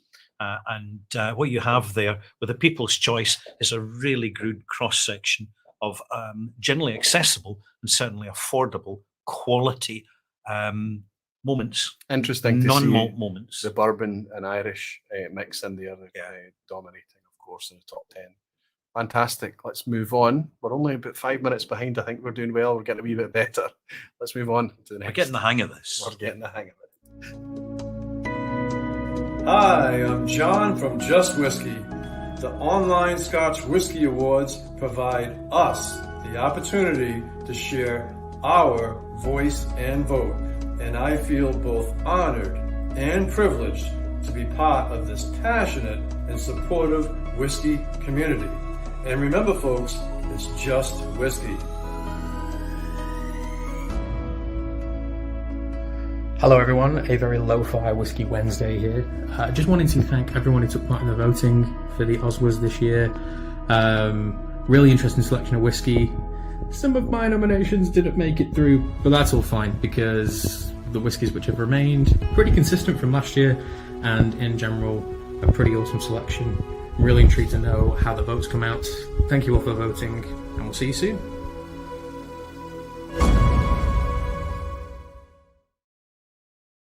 Ralphie and I just sitting here commenting on just the sheer amount of fireworks that's going off in the background tonight. I think everybody's celebrating the OSWAs. Fantastic. Let's move on quickly to our next category, which is Best Distillery. Oh, there we go. This is pretty exciting stuff here. Of Yes. course it is. Let's. How do we define Best Distillery? Well, we're talking about which producers bring in the best experiences to you in the last year. Many are committed to available and affordable quality, while others chase what the market will stand. We are here to celebrate the former. That is what we're looking for in Best Distillery. And to help us work out what the best distillery is for 2022, we've reached out to, it's interesting that I'm leaning heavily on the YouTube channels. Why? Because they're used to stepping up on camera. They don't mind. They're not camera shy.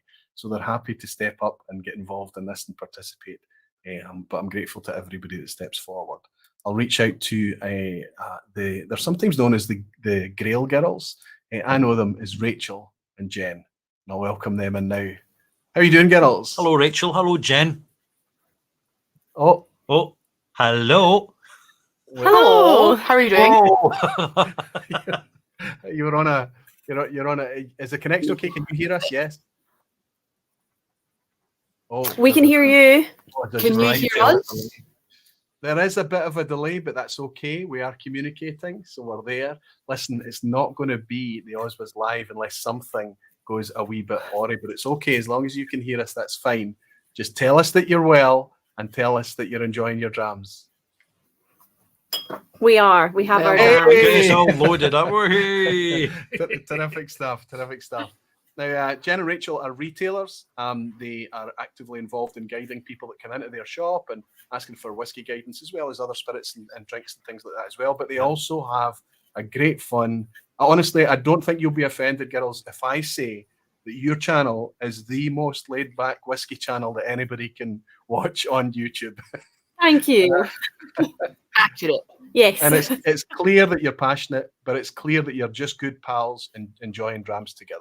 Mm-hmm. And it's just wonderful to see that almost you embrace the bloopers, the goofiness, the spontaneous kind of laughs and things like that. Yeah, it's brilliant. It's great fun to see too. Are you at Glasgow's Whiskey Festival next week? Not this time. We're not managing to make it this time, but no. We hope everyone else enjoys it.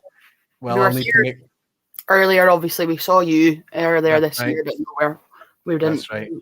We've got work to do. Sorry. Sad. Aye, well, that's the thing. If you're in retail, it means that Saturdays you have to be working, don't you? You have to turn Yeah. the line. Although I imagine most of your whiskey customers might be a wee bit closer to Glasgow this coming weekend. Usually, yeah, probably be a quiet day. Yes, fantastic. I'll need to make my way up to Calendar to drop in and see you. Calendar Yeah. Drink Co. That's where you're based, right? Fantastic. Yep. Thanks for joining us tonight. Thanks for giving up some of your Saturday night for us. Thank you for Girls, having me. do you have a wee envelope for us? We do. We have a very One. exciting red envelope here. Take it away. Take it away.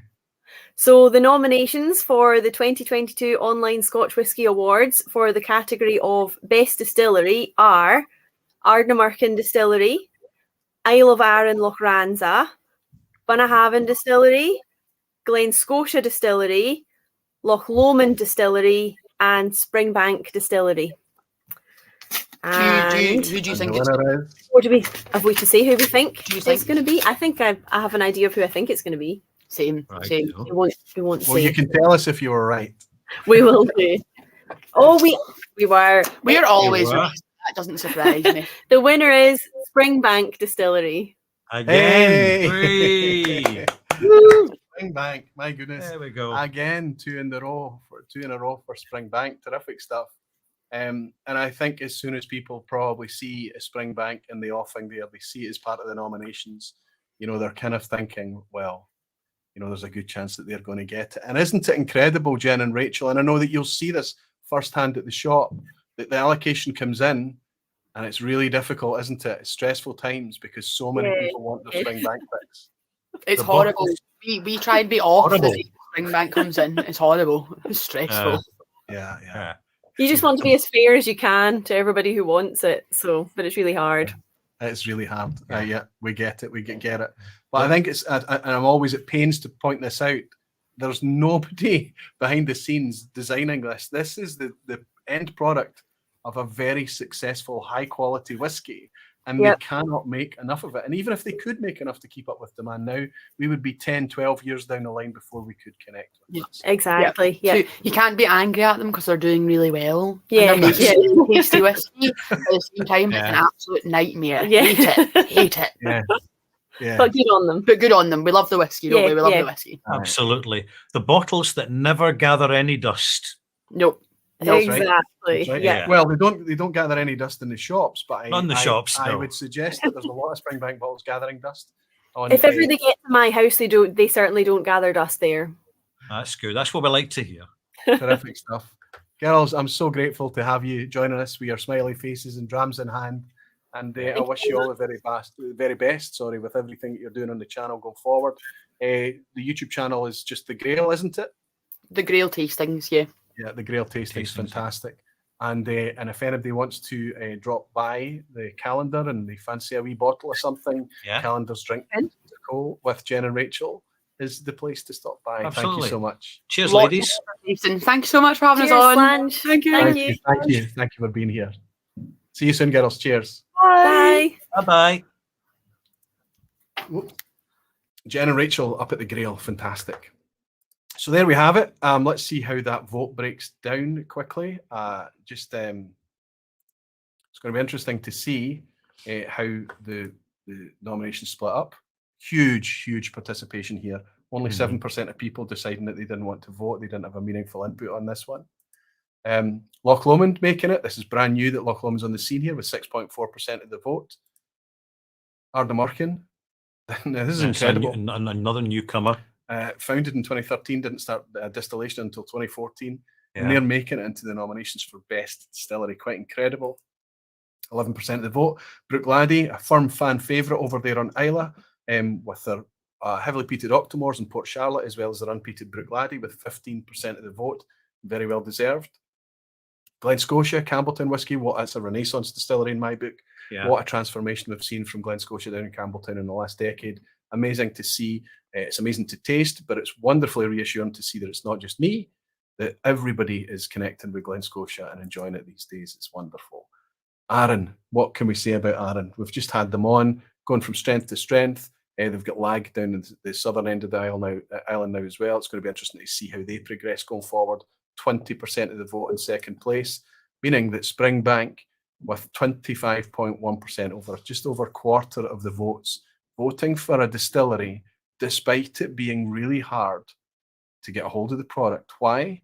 As Rachel said there when she was on live, you can't be annoyed at them because they're doing a good job. Absolutely. And I can't think of a better way to summarize it, actually. No. It speaks for itself, Roy. Wouldn't it be wonderful if there was somebody available from Springbank to come on? Do you think they'd be interested? I think we know from past history. Let's go down to Campbelltown and welcome in. It's going to be noisy. Oh, my goodness. Oh, it's amazing. Just amazing to see. So good to see. Absolutely. There's more people than last year. You can see that immediately. More people, more votes, more success. This is 2 in a row, guys. Wonderful. What is your secret sauce? How do you do it? I think this is how we do it. Best people. Hey. Whiskey love. Wonderful. Top bottom hall operators here. Hey. We've got a tour guide. We've got John Wareham, 33 years at Springbank. John. There you go. Fantastic. Wonderful Janet here serving the washback. And Nathan's hiding just off camera because he had a bit of a panic attack about. Of course, Nathan. Nathan gets. Nothing seems to be working, but it seems to be okay now. And the man up front with the man that you can hear and see there right in centre is David Allen as well. I recognise. I recognise Fiona. I recognise Nicole. I recognise. Is that Craig? Craig's hiding in the background as well. Wonderful, fantastic to see so many of you. And listen, it is difficult for you, David. You said something to me very early in this year, and it settled with me, and I took it on board. You said, you know, the worst thing that we're going through right now is that we used to have people coming to us telling us how much they loved our whiskey because they were drinking it. Now you're getting less of that. Now you're just having more and more people just wanting to buy your whiskey. It is a bit of a downside to a hugely successful model, isn't it? It's still tough for you guys today, right? Exactly. It's you know, it's still as crazy as ever for Springbank, and so there's no end in sight, really. All we can do is keep doing what we do, and you know, all that extra 2018 production we've done will be coming on stream in 2020, which doesn't seem that far away, and I suppose it's not that far away. It'll be our 200-year anniversary, so stand by for the century. The recognition of Springbank really is an endorsement to properly made old school whiskey, which does things, a distillery that does things from beginning to end, from malting to bottling, the whole thing. So few distilleries can do that. And I would say, as I've said many times before, if any distillery in the world is looking for a role model to get it right, visit Springbank.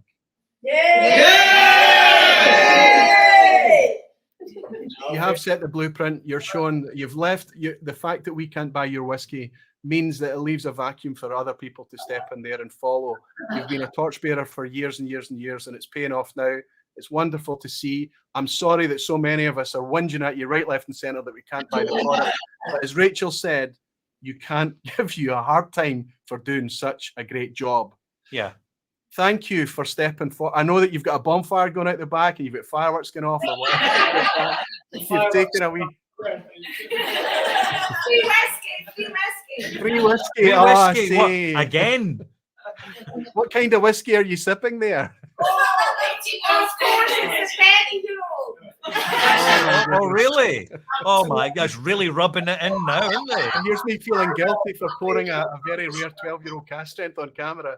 And you guys are, listen, you deserve to be sipping the good stuff tonight. You really do. Absolutely. You do. Guys, this is wonderful to see. This is wonderful to see the enthusiasm, bringing a team together to step forward and accept your second, very well deserved in a row, OSWA award. Yes, the online Scotch whisky community are speaking loud and clear, and you absolutely deserve the ongoing accolade 2 years in a row, and it could be a third, but that'll be decided by the voters in 2023. So we've got a year to go yet. Enjoy the moment, enjoy your certificate, and keep making the sort of whiskey that you keep making. Thank you. Raise your glasses, guys, and enjoy it. Fantastic. Thank you all so much for participating, and congratulations again in 2022. See you all soon. See you, folks. That's just amazing to see. That's lovely. It's terrific to see. Do you know everybody. what I'm really enjoying, Roy, is that there's such an enthusiasm for our little online awards ceremony. To get that sort of personal engagement and affirmation from some of our winners this evening through popular democratic vote. It's just lovely to have that connectivity. Well, I think what you see is you see that they're involved in day out, making the whiskey, bottling the whiskey, selling the whiskey, distributing the whiskey, hosting tastings, all of it. They're in the industry. Yeah. But what you pick up from so many of the people that we're going to connect with tonight is the enthusiasm. They are genuine enthusiasts. Yes. They love the product. They love the whiskey. And it comes across. It really does come across. You can see how happy they all are about this tonight down in Campbelltown. Fantastic. Yeah. Wonderful to see. And I've just had a sip of the whiskey. I'm not sure I understand. Well, just shut that's technology for you. It doesn't understand. It doesn't understand why Springbank's won again. But that's technology. It's got no experience of malt moments. It's all. It's now on theatre mode, Marcus. Fantastic. I've just had a wee sip of the Springbank 12 cask strength there, and it's just you can't sip that whiskey and just casually have it become part of the background. It commands your attention at every sip. It commands your attention because they malt their own barley, they kiln their own barley, and then it goes through a wash still, which is direct fired, and it is cooled in a worm tub, right? It's been fermented in a wooden washback.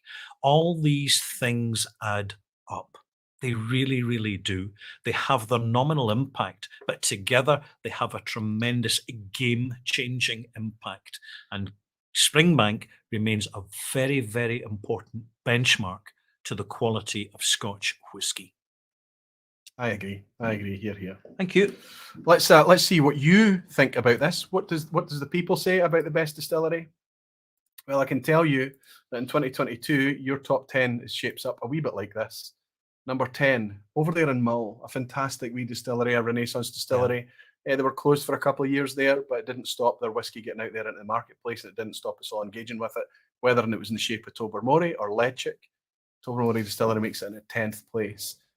In the Southern Highlands, Deanston Distillery, yet another remarkable story from the same stable as Tobermory of Renaissance, where Lovener Deanston, as you saw in the opening category, tied first in the People's Choice. Mm-hmm. Edredar Distillery. Fantastic stuff, consistently old school, consistently good quality stuff coming out of them.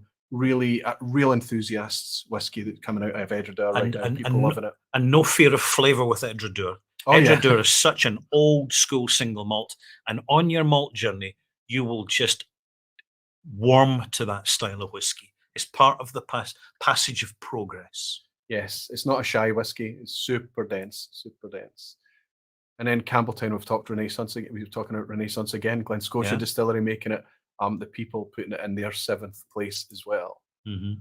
Ardnamurchan Distillery. This is an incredible thing because Ardnamurchan are just new on the block. They didn't have a product in 2019 to sell. Not a mature whiskey product. It started in 2020. So in 2 years, we've seen them going from standing still to being one of the most widely loved and embraced distilleries, making it in the 6th place in the best distillery category. Mm. Tie for 4th place between the much talked about already Isle of Arran up in Lochranza and also Isla's Bruichladdich. Huge fan following for both of these distilleries, and they deserve to be in the people's top 10 as well.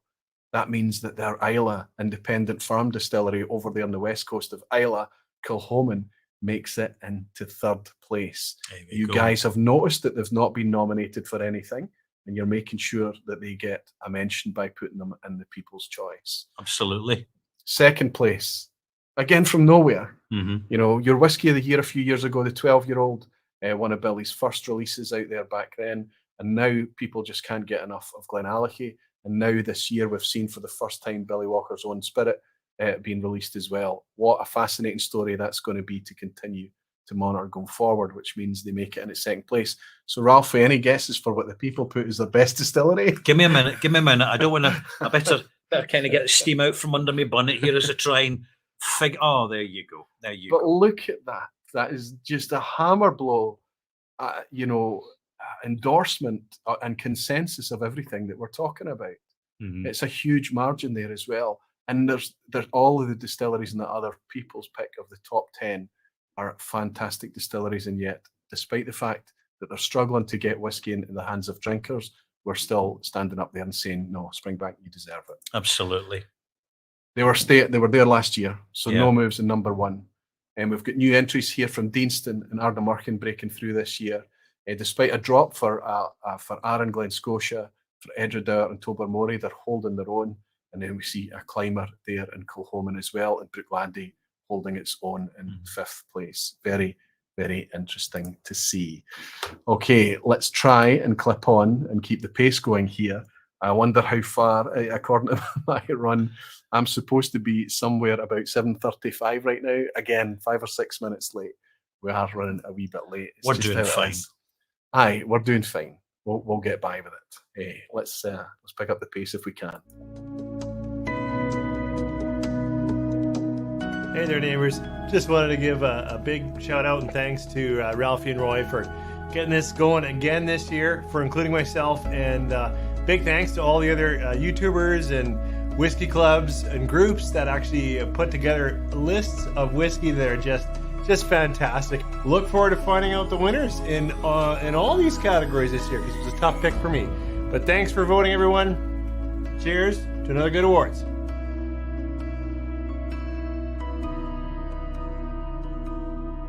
Hi there, Gregor from Team Dramface here. Just popping in to wish everyone a great OSWAS Awards night. Best of luck to everyone nominated, and congratulations to all the winners. And a special shout out to you, Roy and Ralphie, for doing a fantastic job pulling this together. Have a great night.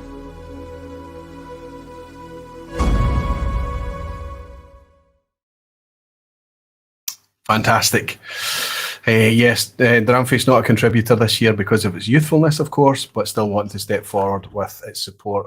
The host of our podcast there, Gregor McQuee, and Jonathan from Canada as well, from Whiskey Neighbour. Thanks, guys. Okay, the next category for the 2022 OSWAs is Best New Distillery. Now, how have we defined this year? We tightened it up a little bit this year because we have to decide what a new distillery is. So Ralphie and I decided, look, if you're founded in the last decade, you're a new distillery. So we're experiencing a ridiculous growth in new distilleries right now. It's quite incredible to see. But we want to highlight the producers who have been founded in the last decade in recognition of their achievements. What are we connecting with from new distilleries?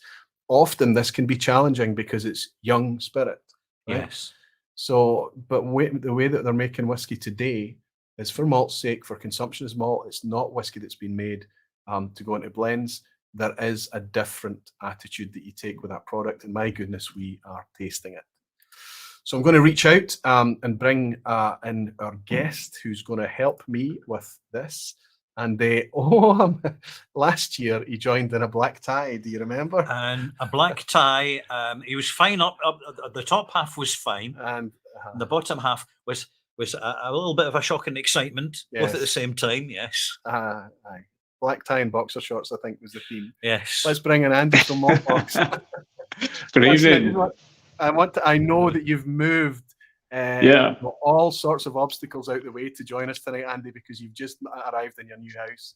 But I stepped forward. I said, look, do you fancy stepping forwards and opening a wee envelope for us? And you managed to squeeze us in. So I'm very, very grateful, buddy. Look at the log fire. That is not a virtual background. Is that legit? Yeah, it's legit. I'm absolutely cooking, to be honest with you. I'm going to turn over in a minute to do the other side to make sure I'm even.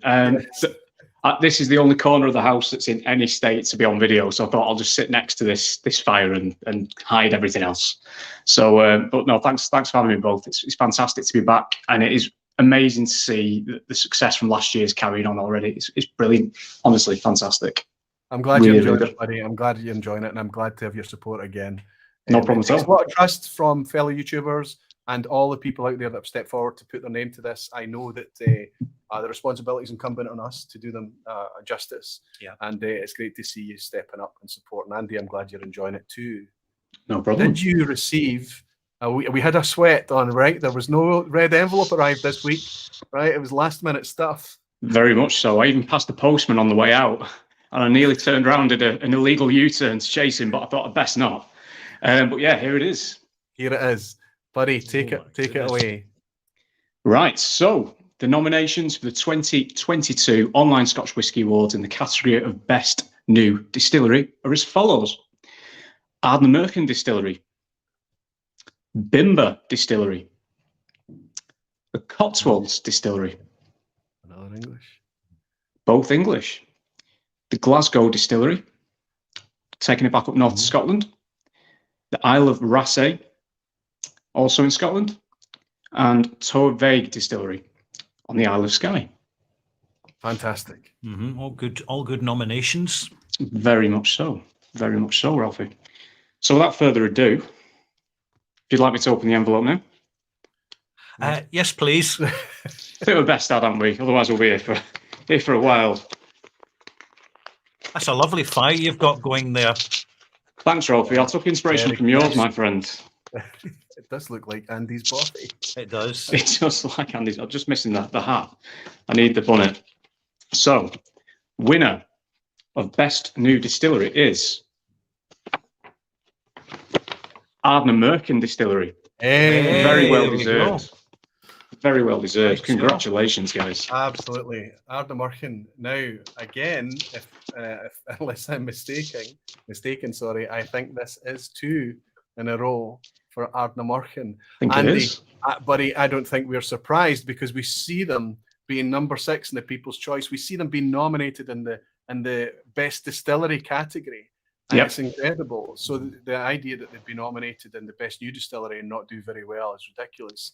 Frankly Absolutely. speaking, have you connected with Ardnamurchan at all? I have, and I mean, considering it's such a new product, yes, it is a new product, but it's also a fantastic product as well. It's just such good quality spirit. It really, really is. They're just ticking so many boxes, and I think a lot of people, particularly in our whiskey arena, connect with that very, very well. And you know, they're doing a lot of things right, and long may it continue. Absolutely, buddy. Totally. Absolutely. It's going to be very, very interesting to see how that develops going forward. It's exciting to just, it's a buy on site for me these days. Quite ridiculous, really. Buddy, I wish you all the very best with the house move and the new house. Yeah. Wonderful to make time to drop in on us tonight, my friend. Thanks for your trust and support, and all the very best with everything you're doing with the channel. I know it's had a hiatus because of all the disruption recently, but you're Yep. still bringing out content, and I love to pick it up, buddy. Maltbox over on YouTube. Andy from Manchester. Cheers, Andy. Lancashire now. Cheers, buddy. Lancashire. Cheers, guys. Thanks for having me. Okay, thank you so much. Wonderful. I should have made mention of the lack of black tie this year. Maybe you'll be back next year with a black tie. I looked very comfy and cozy with that fire going Did it on look there. fantastic? It did Lovely. look fantastic. Let's skip ahead quickly and just let you see how the vote split worked out. This is new distilleries. So you're expecting some degree of people skipping because they haven't had exposure yet to new whiskey. It's not just about young and new, it's about the fact that these whiskies have to develop export and distribution markets, so it's not made it everywhere all the time. So we've got 24% of the people chose to skip the new distillery category, but we've got Glasgow Distillery, brand new into the nominations this year, coming in just under 5% of the vote. In 5th place, we've got Bimber, London, an English distillery. They've been around for a couple of years now, releasing product for over a couple of years, and they're on a lot of people's lips. A lot of people enjoying Bimber, hence why it's in the nominations and in 5th place with 6.5% of the vote. And brand new distillery on Skye, Torvaig with 9% of the vote, doing great stuff, mostly very heavily peated whiskey coming from Torvaig. It's going to be fantastic to see how they develop going forward as well. I've got a couple of expressions of theirs on the shelf and I'm enjoying it very much. They do. Isle of Raasay. This is a very popular one with the people. We missed it out, the nominations last year, and my goodness, you told us about it. You were screaming about it in the comments and the feedback. Where is Raasay? Where is Raasay? And here in the nominations this year, you've awarded them with 12.5% of your Absolutely. vote. Making your vote count and your voice is heard. And look at this, second place, an English producer, Ralphie. Cotswolds. Why? The magic formula. Yeah. If there's no age statement on there, there's a vintage. 46% ABV, good value, all natural whiskey. It's not difficult. Second place with 15% of the vote, which means that Ardnamurchan kicked this out of the park. 29 Convincingly. That's incredible margin there. Absolutely incredible to see. And I think they'll be well pleased with that. Well, shall we ask them? Why not?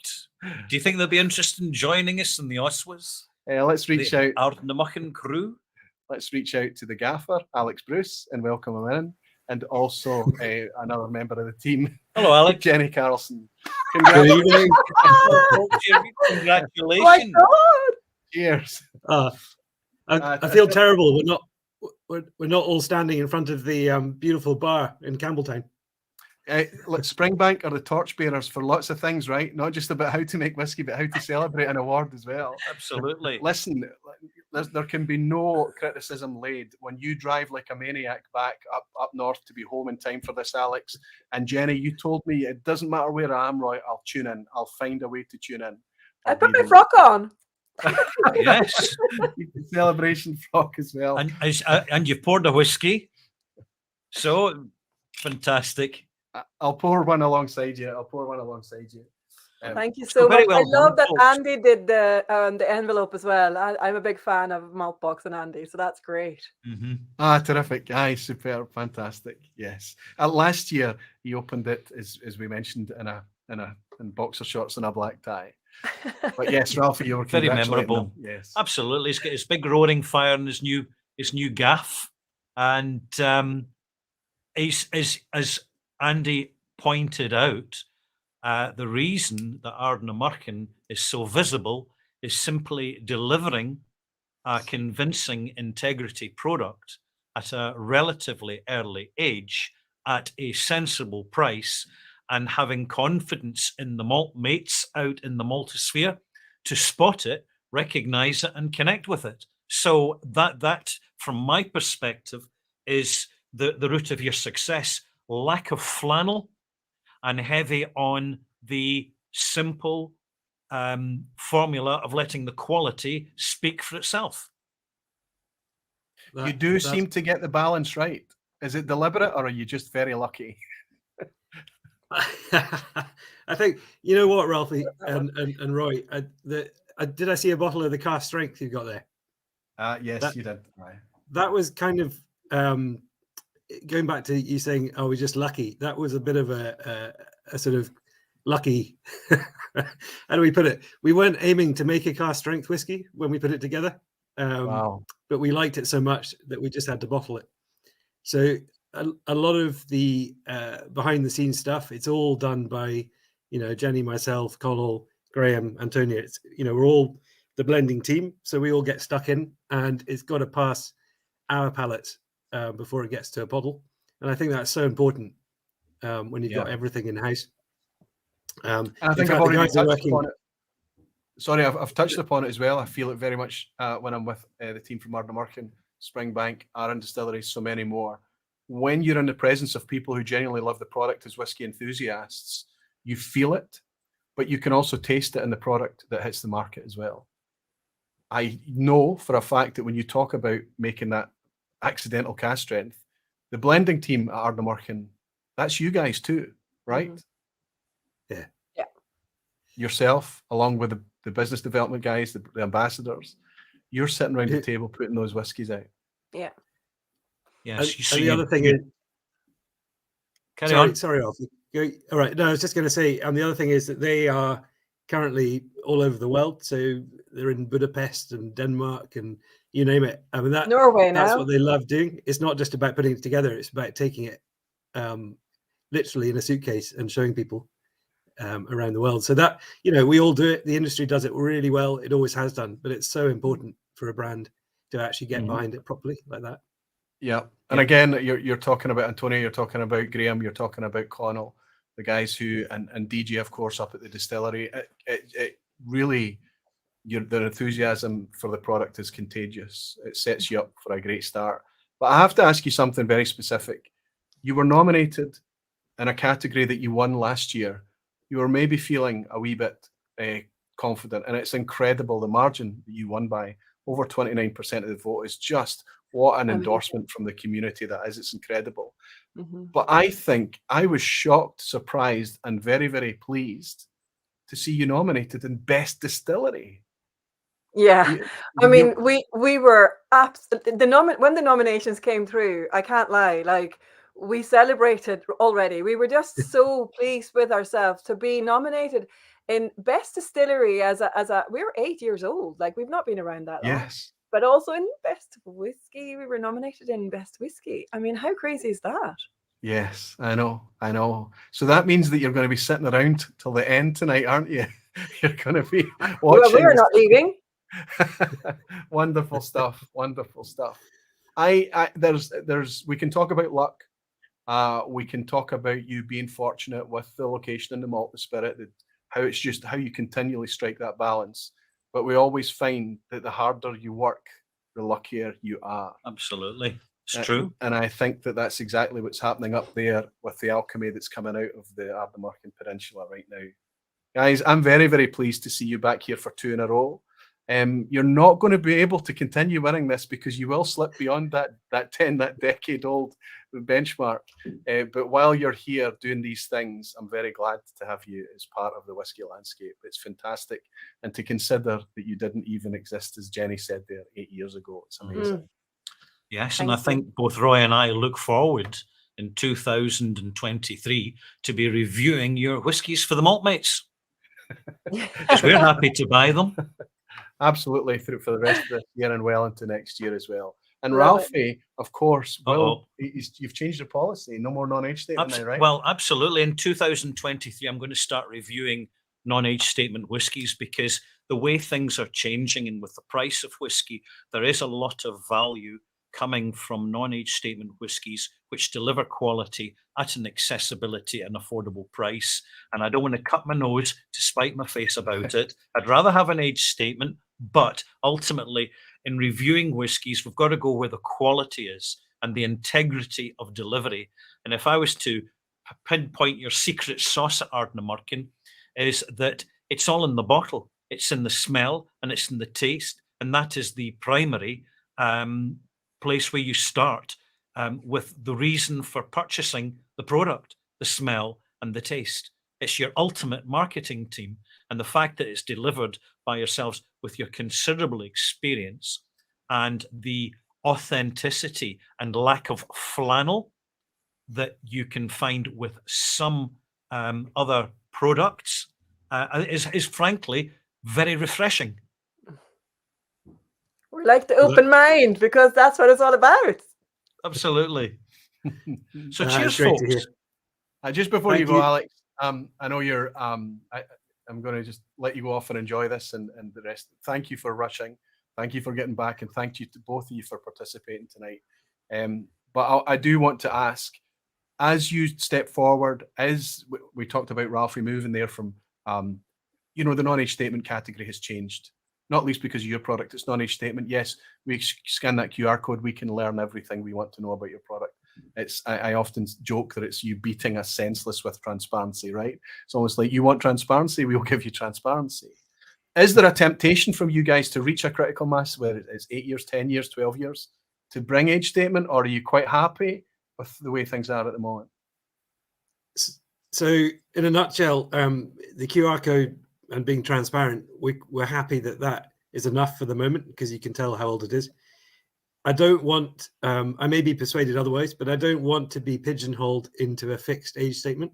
And by that, I mean, the 8, 10, 12, whatever it is, because in my opinion, these were very successful marketing ploys from the beginnings of single malt as a category. And I think we've gone beyond that now as an industry. I think single malt's gone beyond that. And the likes of Dr. Jim Swan have helped make such amazing young whiskey right across the world that I think we should, I think everyone should just enjoy it. If you've had it before and you like it, then it's not, it should be as good next time around, hopefully. whether it's an 8, a 10, or a 12. But look, if we find a massive step change at a particular year, we may well make that an age statement product, but it won't necessarily be, one of the common ones. We'll just have to wait and see. Very typically diplomatic as well. And I'm sorry for springing that on you, but while I had you here, I just wanted to ask. So listen, guys, it's very well deserved. I look forward to you hanging around for a wee while. And let's see if you can make it a hat trick in 2023. But congratulations on the award in 2022. Well done. Well done. Well done Thanks to so much, the everyone. market. Cheers, now. Cheers. Thank you Bye. both so much. Jenny Carlson and Alex Bruce, fantastic stuff. Wonderful to see. Of course, did the community echo what the nominations and the award told us? Just going to bring this in just now so that we can see what the People's Choice was on this category. This is the wild card. You could put in anything that you wanted here, but for Best New Distillery in 2022, at number 9, joint 9th, so 9 and 10 isn't here, it's a joint 9, Waterford in Ireland and Wolfburn. I think this is the first time that Wolfburn's made it into the OSWAs. It's nice to see Wolfburn getting a mention, actually. Absolutely. They came out very young, very early, ahead of the curve before anybody was willing to accept easily these new young, super youthful whiskies. I've just picked up a 7-year-old cast strength from theirs. Wonderful to see the development, and it's wonderful to see that you guys are connecting with it too. Waterford in Ireland, very well known. They were mentioned in last year's OSWAs, and they even had a nomination last year.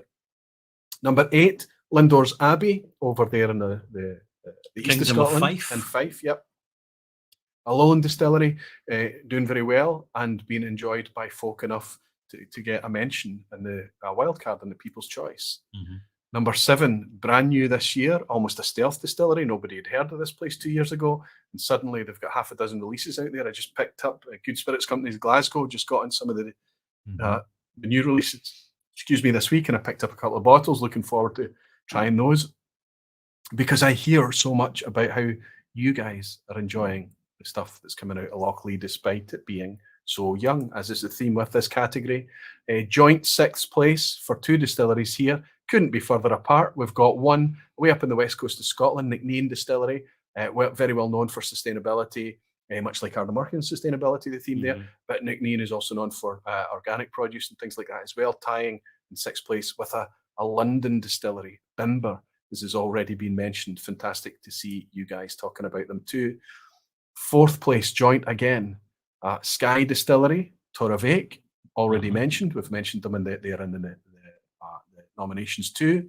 But we've also got another English distillery in the mix here, and one of my personal favourites. Right. In fact, my favourite, White Peak Distillery, bringing out the Wireworks releases. Wonderful, delicious, densely flavoured whiskey. Amazing to see you guys connecting with it alongside Torravake over there, the 2nd Skye Distillery, doing very, very well amongst the community. Number 3, always popular with the People's Choice. Look at that double, the next position, Isle of Rassay, doing very, very well. Well, there's number 2, number 1 to go here. Yeah. I think we know that what one of them is going to be. But number 2, Cotswolds Distillery, an England distillery down in Cotswolds. Now, for the same reason that we've been talking about, it's the magic formula of transparency, natural, good value, good quality, integrity whiskey. And they're really putting English whiskey in the map. Cotswolds are doing, I don't know how they are achieving it, but they're doing very, very well, bringing out tasty, room-pleasing whiskey. Great value as well, but clearly the People's Choice. And look, you think the margin to win it was high. Look at this. Oh, there you go. That's incredible. How much endorsement is there? This is not simply Ralfy's and Roy's and a couple others. This is the entire global community. I've never seen consensus as profound as that. You will struggle to see a higher engagement. 174 people deciding to put Ardnamurchan, to write Ardnamurchan in that space there. Let's look at see how things moved here. Ardnamurchan are up a place. You remember that the people put Rassay up top last year, so they've moved up. Cotswolds climbing 6 places. Rassay still holding its own in the top 3. Torravake moving up 1. New entries there from Bimber and White Peak, 2 English distilleries in the mix there, very high too. McNean holding its own. Lockleigh, a new entry too. Lindor's still in the top 10 despite a drop. Wolfburn, same, actually, it did make it in last year. My mistake, it's holding its own. And Waterford dropping down 7 places, but still staying in the top 10. In the running, yes. Fascinating stuff. I hope you're enjoying that. And it's just anecdotal, what's moving up and moving down. But I thought, since we're generating all these stats and data, why not share it with you? You can't call yourself transparent and not be transparent. Got to show it. Absolutely. Let's move on to our next category, shall we? Shall we? It is an honour to be a part of this year's OSWAs. Thank you very much to both Roy and Ralfie for putting this together. Good luck to all the nominees, but most importantly, thank you to everyone that voted. Slunjava.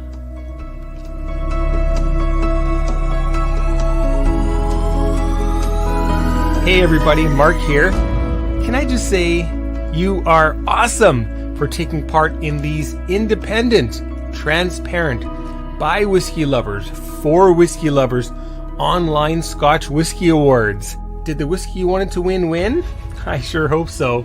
Anyway, big thanks to Ralfie and Roy for putting this together, to all of the contributors who took part in helping along, and most of all, a huge thanks to you.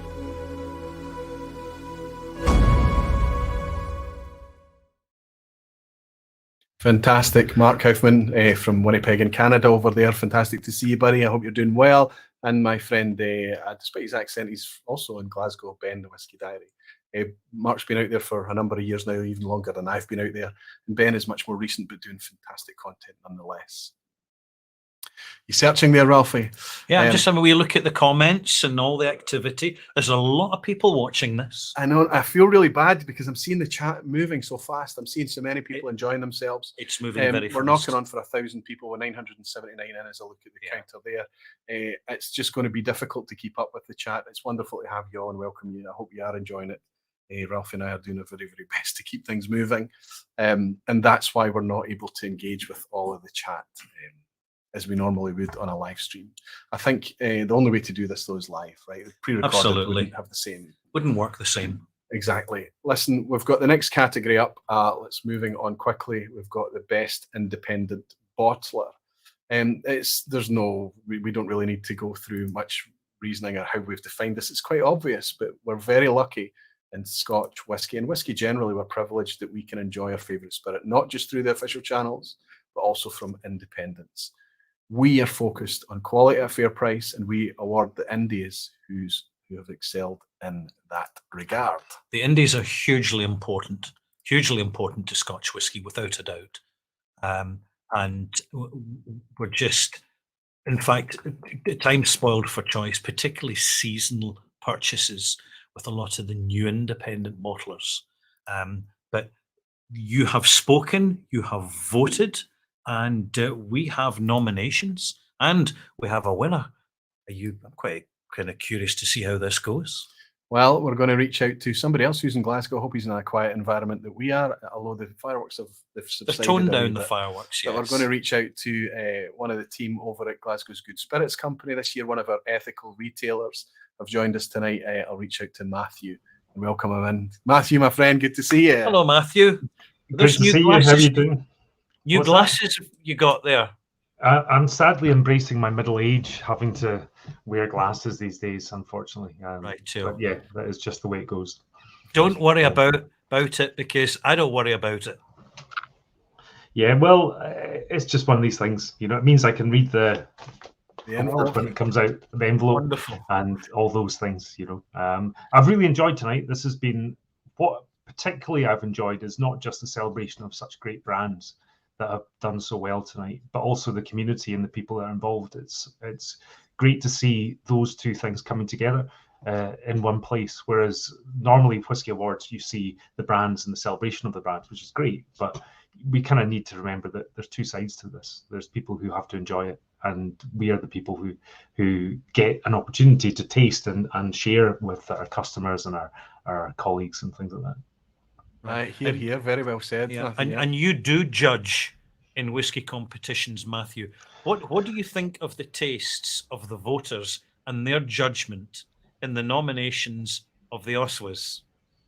I have to say, I think it's amazing. These are all whiskies I would be delighted to share with friends. They're all brands. The whiskies that all the whiskies that have been nominated are all excellent distilleries. They've all done great things. And I think we can see from the whiskies that have won just how really well they've been accepted into the community, and things like Springbank and Ardnamurchan and all these different brands have done such a great job just connecting with people and producing whiskies that are very accessible and delicious. You must see it in the shop, Matthew. You must see how informed and how knowledgeable the consumer is these days. Oh, very much so. For example, the latest Ardnamurchan release came in yesterday. We didn't even know it was arriving. We knew it was arriving at some point. We didn't know it was arriving yesterday, and it almost sold out by the end of yesterday. It was quite. I was in the shop a day too early. Oh, a nightmare. That's obviously the Madeira, right? But it's people are engaging with that. They're not engaging with it because they want to squirrel it away and as a keepsake and polish it and keep it on the shelf. They are cracking this stuff open. The reason that it's making it into the people's choice, the reason that people are voting for it with confidence is because they've been opening it and drinking it. They know that it's a good product. 100%. And I think, and the crucial thing is that these things are being sold at a drinking price, so that they're accessible and enjoyable, and they bring pleasure at that price that they're at. And I think that's what really brings the community together. There's no point having whiskies that you are unicorns that you can't access or can't afford to buy, because whiskey is all about drinking, and this is exactly what this is all about tonight. Absolutely. Aye. It's difficult to put it into better words, honestly, Matthew. Very appreciate that. Wonderful. Sorry, go ahead. So please tell us, Matthew, the nominations. So the nominations for the 2022 Online Scotch Whisky Awards in the category of Best Independent Bottler as follows: Adelphi Selection, Gordon MacPhail, North Star Spirits, Signatory Vintage, the Scotch Malt Whisky Society, and Thompson Brothers. All excellent bottlers. Take it away. So here we go. Drum roll. And the winner is Signatory Vintage. Hey. Oh, they've done it again. They've done it. There you go. Indeed.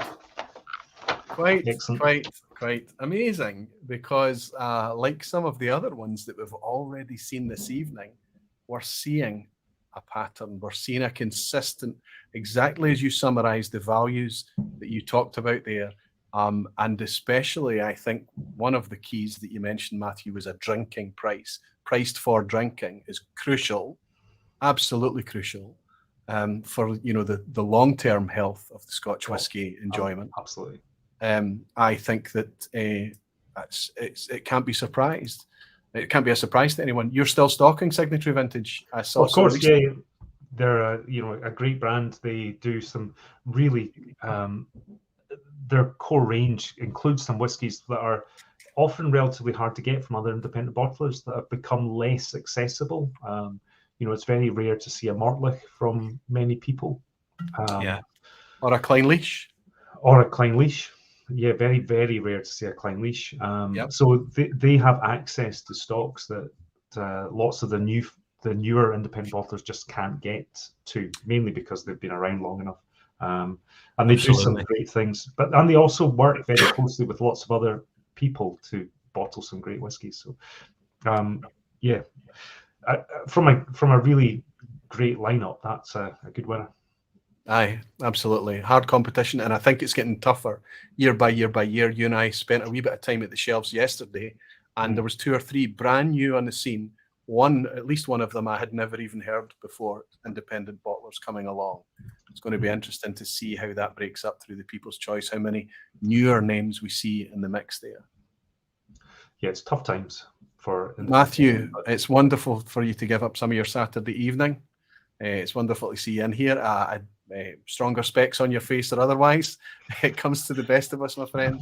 It's wonderful to have your insight, and it's wonderful to have you fronting one of the best places to go along and pick up a nice bottle. When you're in Glasgow. And a bit of whiskey banter and chat when you're in Glasgow as well. Absolutely. The Good Spirits Company in Bath Street in Glasgow and out in Clarence in West End as well. Buddy, thanks you so much for spending time with us tonight. Cheers, Matthew. Thank you, Great Matthew. to see you. Thanks very much. Terrific stuff.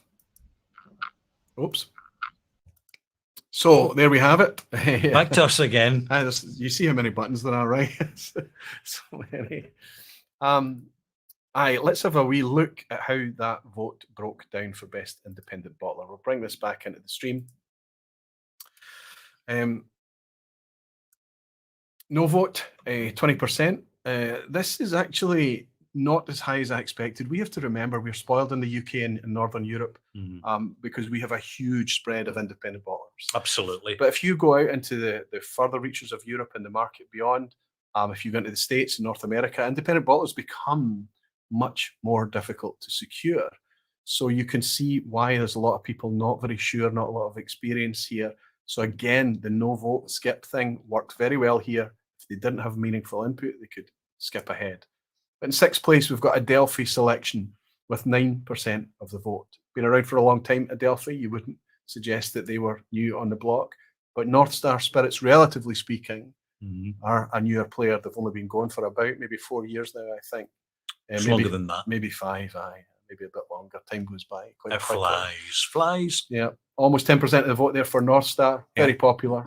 Thompson Brothers, 10.5%. They're getting a big shout throughout the categories this evening. Absolutely, they are, and it's deservedly so. They're very meticulous. They're very, very careful over what they're releasing, and they know who their market is, as I've mentioned earlier. Yeah. SMWS, 11.4% of the vote. Some people would imagine that they get a bigger cut of the vote, but remember there is a bit of a paywall playing there. Where SMWS are doing fantastically well is that people in North America who would never get to try a Milton Duff, struggle to get a Glenlossie or a Balmanac or all of these things, suddenly SMWS can bring that to people in North America, and that I think is the one of their kind of secret sauce type things that they're doing at the minute, and that's why they enjoy 11.4% of the vote. Gordon McPhail second place with 13%, but my goodness, look at that margin. More than double the second place. That's significant. It's huge. It's huge. I really put it down to the fact that with Signatory, you've got a very clear, simple, practical label. You're getting the 46% unchill filtered range. You're getting the cask strength range. It's very easy to navigate Signatory as an independent bottler. That's true. There's truth. And there is no bones about it presentation. Their cask strength, the big flasks, some of these are pricey now. They're difficult. Yes. But they've still got entry-level product through the unchill filtered series, through the kind of more white label branding. And that is what's getting it. As Matthew hit the nail on the head when he talked about being priced for drinking. Wouldn't it be wonderful if somebody from Signatory would step forward? Well, we didn't have anybody last year. Do you think perhaps things have changed a little, and we might have? Hey, hi, hello, Andre. Hi, good evening. So we Thank have you very Andre. much. You're very welcome. Thank you very Thank you much. for joining us. I'm going to try and pronounce your name. It's Andre Yeah, it's Habre. Andre. Yeah, exactly. Fantastic. Yeah, it's German. So Yeah. we have a German. So are you resident in Scotland, Andre? Yes, I just got my visa and I just started like 6 months ago working at Signatory and Edward Distillery.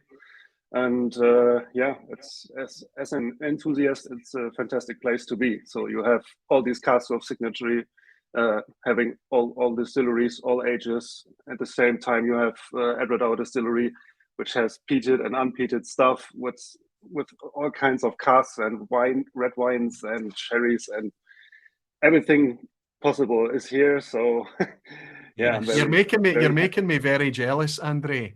I can imagine. A lot of people are. So you're living up in Perthshire now, right? I'm living basically in the distillery, so I'm above the tasting bar. Maybe some people have already done a tour here. They Yeah. were in a tasting bar. I'm in a cottage flat above that.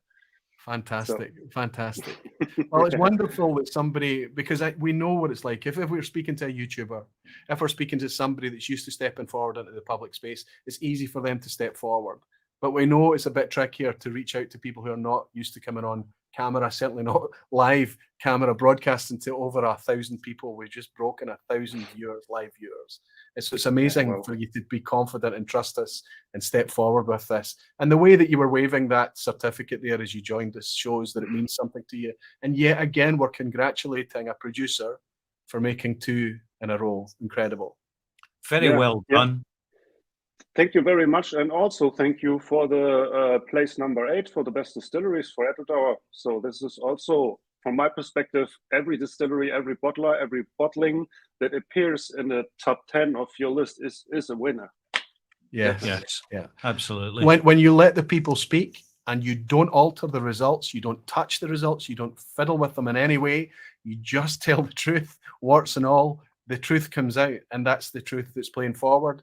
There's no secret that the change and transformation at Edelauer over the last decade is we can taste it, Andre.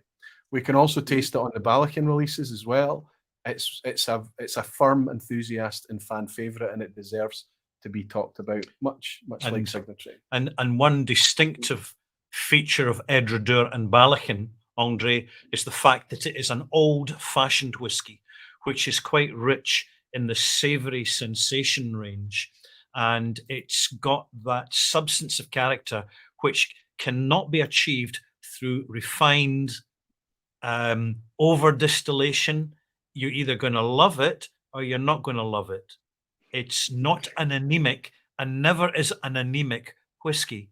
So very well done to Signatory for really getting recognized as connecting with the drinkers, the enthusiasts, the informed customers. We appreciate it. We really do. And like it's already been mentioned, so many of the releases being priced for drinking, it makes a huge difference to us all. It does. Yeah, that's how it should be. And do we have time for a short announcement? You were the first ones to hear. I'll give you the floor, Andre. Go right ahead. We're all ears. Maybe you know the Signatory ranges. We have the 46% unfiltered range. We have the cask strength collection, and there is another 43% range. Yes. We are gonna stop that, and then everything from Signatory vintage will be uncolored and unfiltered and carrying an age statement, because that 43% series was the last one which was chill filtered. From now on, or we are producing 1 or 2 more batches. After that, everything will be unchill filtered. Fantastic, fantastic. And I have to say, it's because we understand why that existed there, the legacy there, because the market was used to blends at 40 and 43%. That was, for decades, that was the market. These are not these times anymore. People want flavor. You've been transparent with your labeling. You had the core range. You had the unchill filtered series. You even went as far to prompt to debate with your cloudy releases, right? Showing people what a cloudy whiskey looks like and that it's wonderful to taste. Absolutely. And as more and more of the enthusiasts work out that it's flavor first, the more announcements like that are going to be warmly received. I think that's fantastic, and I look forward to more people following. And I hope it's a massive success for you, Andre, honestly. And thank you for the little exclusive. We appreciate it. And by the way, a lot of people are now aware of it. Thank you. Thanks for having me. Andre, congratulations to you, to Andrew, to the entire team up there at Edelauer and at Signatory. It's very well deserved, my friend. Let's see if you can make it a hat trick in the future. Cheers now. Cheers. Cheers. Cheers. Well, there we go. We got that exclusive as well. Yeah. It seems kind of natural that somebody putting out the Balakin product, somebody putting out Edelauer as a product, somebody with so much success with their small batch releases through the Signatory label, single casks, that they would make that step, and it's wonderful to hear. Yeah. It's wonderful to And hear. absolutely, and for us to essentially be the first people to be made aware of it publicly, it's a little bit of a scoop here in the OSWAs. Wonderful. I think that's our first scoop, but I hope it won't be our last. Absolutely. I'm just going to jump in quickly and make sure that we've got enough admins in tonight just to handle the sheer amount that we have. Add moderator, there we go. Ben Whiskey Diary, he's going to be hanging about. Hopefully he can help us out moderating the chat and things. There's high traffic in tonight, so we always attract the automated side of the ugly side of the chat. Anyway, yes, let's move on to what you are enjoying in the independent bottling category by sharing the people's choice for the best independent bottler. This is how it shapes up according to you. This is not the nominations, it's not the contributors. This is wildcard. You could put in any entry you wanted. And at number 10, you've put in a producer that I never even heard of 2 years ago. This is Mark and Kate Watt, based down in Campbelltown, putting out their own bottlings. Watt Whisky has had such an impact on the scene in such a short amount of time. Just compelling whiskies from people who know their way around a glass of whiskey, putting that out. Absolutely. And people are talking about it. That's made it into top 10 despite very small outturns. Yes. Incredible achievement, really incredible. North Star, a firm favourite. It's not available to everybody everywhere all of the time, we understand. But people love their North Star, and there's more of it getting out there all the time. North Star Spirits holds their place in the People's Choice at number 9. Joint 7th place for a Dutch producer, the ultimate by I think it's Van Vies. Van Vies. Van Vies, yep. Yeah. And Elixir Distillers. So we've got a Dutch independent bottler there, and we've got Elixir responsible for Port Askig, for Elements of Islay, from Single Malts of Scotland series, various ranges out there. People enjoying what Elixir are doing, and enough to make it push into off their own back, putting it into the top 10. SMWS makes it in 6th place, a wee bit like what I was talking about earlier, their ability to, through their membership, get it out to people who otherwise would not have the opportunity to try these super obscure and unheard of distilleries more often than not. Number 5, a huge renaissance here from a brand that was known in whiskey, but was reinvented in much more recent years by the family themselves. James Eady is back on the market. I was there as a brand new consignment of James Eady was delivered to the Good Spirits Company this week. I hightailed it out the shop because I knew that I would end up buying something when those boxes were burst open. So I left trying to look after the wallet. Fantastic stuff coming out of James Eady too. And people, it's connecting with people as well. Again, there's that name again. Yeah. Number 4, Thompson Brothers. Very, very new on the scene. Still doing great things. All their independent bottlings are in very, very high demand, often on ballot. Most of the stuff that they are turning out is often balloted. But people are connecting with it, and people are loving it, and they get a deserved 4th place, according to you, the community. People's favourite, Dougie Lang, a huge margin that they've taken 3rd place thereby. Remarkable regional malts, the XOPs in particular. Lots of ranges of product out there from Douglas Lang, and a very well-deserved 3rd place from the Glasgow-based Indies as well. 2nd place, Signatory Vintage. Now, this is interesting. Yeah. So the People's Choice, there is somebody that they have found to nudge ahead of Signatory Vintage. And of course, Cadenheads. Cadenheads. Wasn't expecting that. Now, this is interesting, because Cadenheads have taken a lot of flack recently for business decisions that they've made, controversial business decisions that they've made. But let's not forget the impact that that independent bottler has had on the market in the last few decades.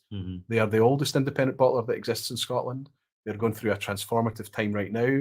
There's people looking at it, wondering what's happening. They're looking at the range and saying, why is the range not what it used to be? Where are the whiskies? Why is these decisions being made in Europe and things?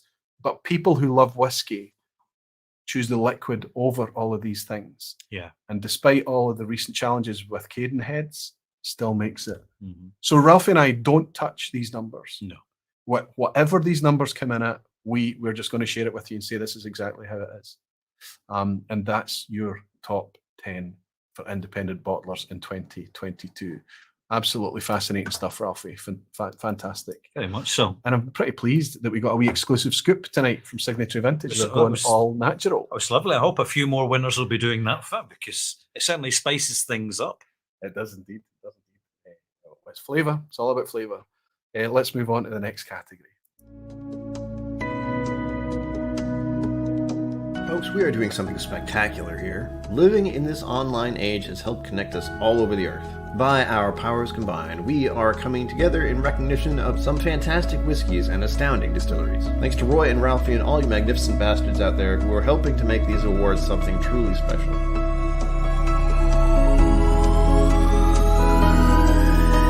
Come on, Jeff, you've got 20 seconds on the OSWAs. You've got one shot, do not miss the chance to blow. Hey, Jeff Whiskey, I'm the OSWAs.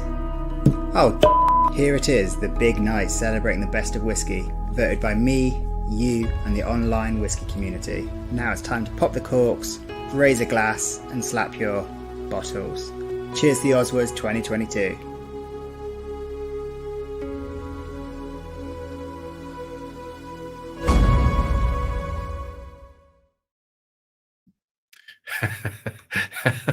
I was just telling Roy that I'm such an old fogey now.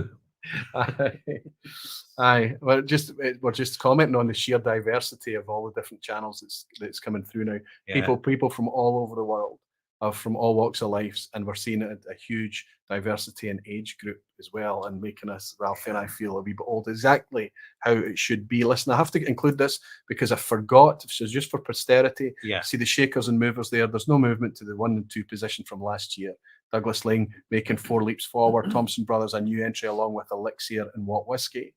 Despite SMWS, Van Wees and North Star Spirits slipping, they're still holding their own. But I think the news there is Dougie Lang making quite a leap forward. Quite a leap, yeah. Yeah. And James Eady definitely. Oh, aye. Getting spotted. Aye, that's very, very good to see them as a new entry along with Mark Watt as well. Watt Whiskey, Mark and Kate. Let's move on to the next category here. Of course, we're going to move into Best World Whiskey. This is our penultimate category tonight. This is second from last. I feel like it's gone quite quickly, Ralphie. Yeah. I hope that you're feeling like that at home as well, because we're clearly 2.5 hours in, and Ralphie and I are running about 12 to 15 minutes over, but we hope that that's okay for everyone. Best World Whiskey, I'll let you know exactly how we defined Best World Whiskey by saying that, of course, this is their idea to celebrate all whiskey regardless of what it is, focusing on outside of our own backyard, outside of Scotch, outside of our own preferred whiskey lane. This celebrates the best the world has to offer. We're experiencing an unprecedented, spoiled for choice explosion in global whiskey production. This recognises that phenomenon with products from any country, anywhere. We only ask that it's defined as whiskey, whether you spell your whiskey with or without an E. That's all we're asking for in this one. I'm going to reach out to somebody that stepped forward last year as well, somebody who was willing and available and within reach of getting a red envelope to him in the UK, and not too camera shy. He's willing to step forward. He doesn't mind. And that is another YouTuber, somebody who does his own content. He's been doing it for longer than me. He does content every single week. And of course, I'm talking about Vin from No Nonsense Whiskey. Welcome in, buddy. Good to see you. Hello. Hello. How you doing, both? We're doing very, very well. It feels like it's gone quite quickly tonight, but I guess it's maybe going to feel a wee bit different from the viewer. I don't know, Vin. How's it been? Well, I've been watching for the last hour or so after baby bedtime. So, and it's gone like this to me. Good. And that's despite you having to sit patiently waiting for you to pop on camera at any point in time. It's just good to be watching in the background. I'm in the little green room down here. I get a few seconds on the actual live stream, so I get to sort of type a little bit before it goes out as well. So it's good. Chat to the folk backstage. Fantastic. Good for you, buddy. How are you keeping? House move recently, family. I know, young family. I know what it's like. It's stressful, but still, I know that I joke and call you Mr. Consistent. The content still keeps dropping. Firm focus on price. You're very uncomfortable to break that £50 barriers. The questionnaires that I've got at the end, the stats I'm going to share at the end of this stream is going to be very interesting for you, Vin. But you still enjoying it? Are you still enjoying the whiskey community as much as you ever did? Yeah, 100%. It's been absolutely brilliant, especially over the last 2 years. And obviously, now that we're all allowed out again, it's getting even better. But for me, I mean, I've had to break that £50 rule, just like Ralphie's changing his outlook on what he's covering, same as me. There's too much good stuff that's going up and above that now, and below, of course, as well. But I do have to break that £50 quite frequently these days. It's inflation. Yeah, absolutely, absolutely. Yeah, I mean, I still think we should be mindful. We should always ask, do we think this is worth it? It's very easy to get carried away and just spend and just be tenderized by inflation, by the growing costs of everything, and whiskey getting more expensive. I think often it's nice to sit down and contemplate what we're getting out of the glass and let the whiskey speak to us and justify what it's cost us. It's one thing that your channel's very, very good at, buddy. It's always forefront and your appraisal. Have you got a wee red envelope? I do have a wee red envelope. I'm very glad it was delivered quite late as well, right? I'll get straight into reading it out then. Please do, my friend. Please do, Vin. Okay, the nominations for the 2022 Online Scotch Whisky Awards in the category of Best World Whisky, a category very close to me. We've got the Cotswolds English Malt Whisky.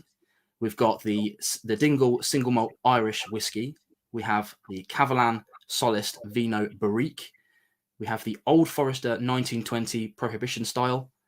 The Powers John's Lane Single Pot Still Irish Whisky.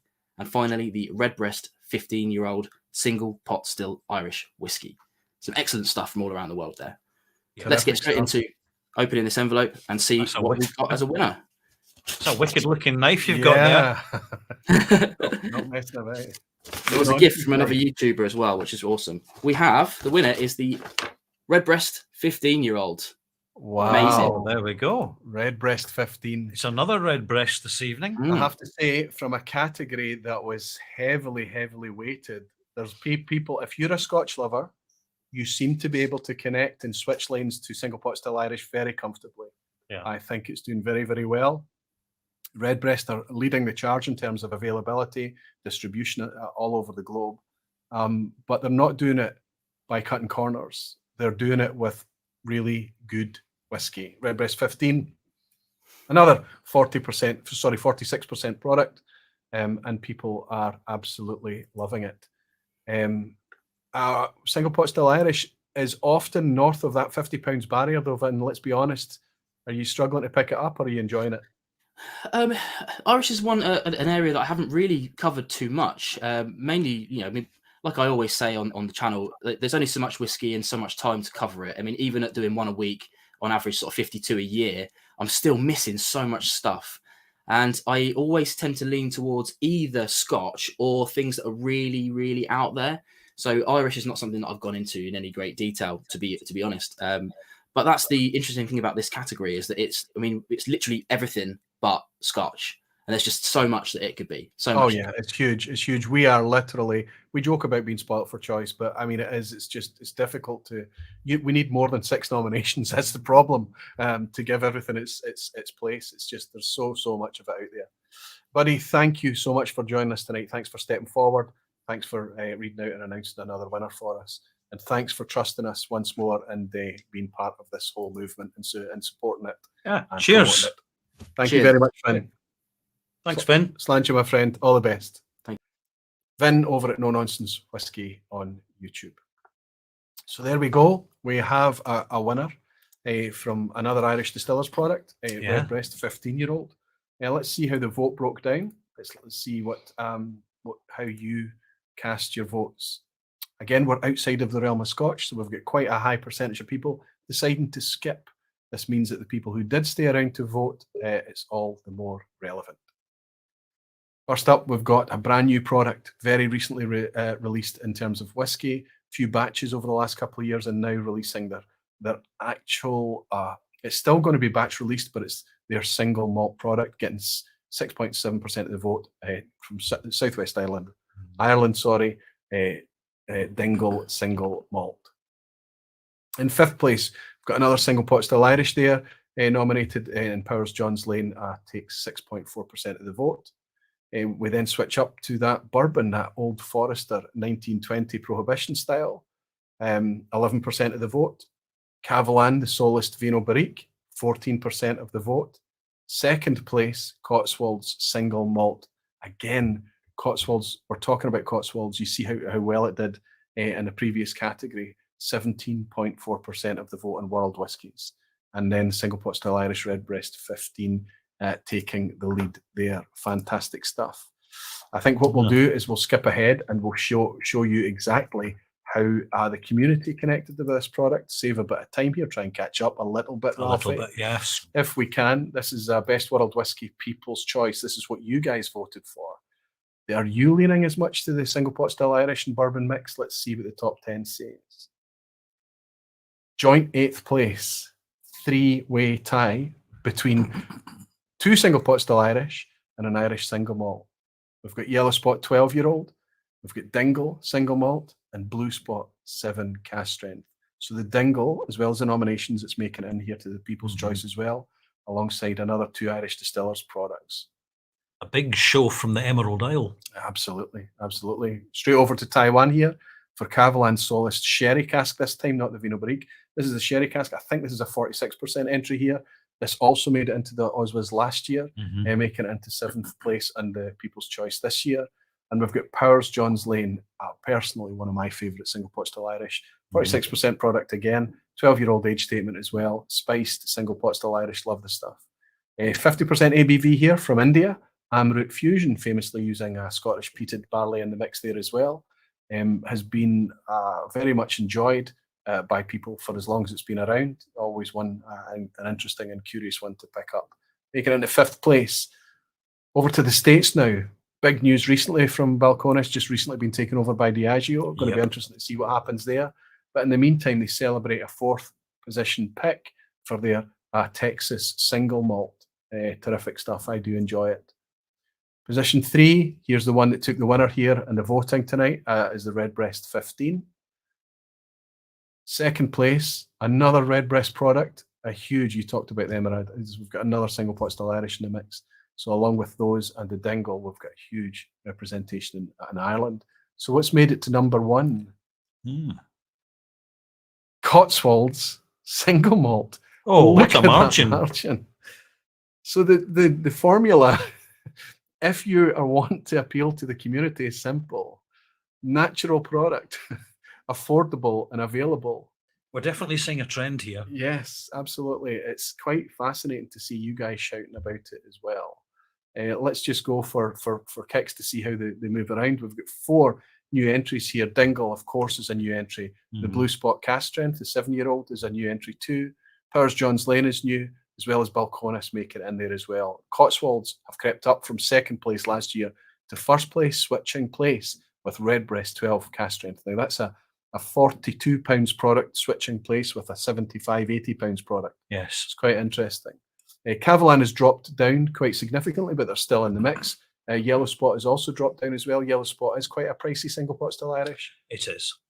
And maybe that's affected the results there. But Amroot Fusion, Redbreast 15, and the winner Cotswolds enjoying a jump up the charts. Pretty fascinating stuff. Ralphie, can we hang on? We've got one more category. One more category, and quite an important category, actually. Aye, it's the significant. It's the final category coming up. Aye, let's just get it done. Let's go for it. Welcome to Kanpai Planet Malt Mates and Barflies, direct from the heart of Tokyo. Thanking you for your participation in this year's OSWAs. It's been an honour to be a part of it, and together we're reshaping the whiskey landscape. Until next time, Kanpai.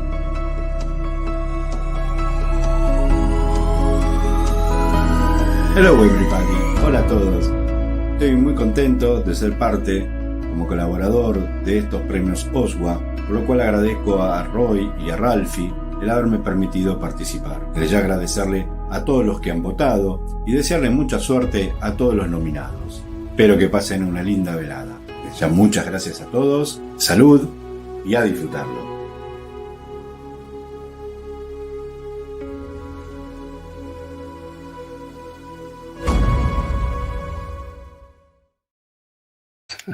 Sorry, I'm going to get caught here.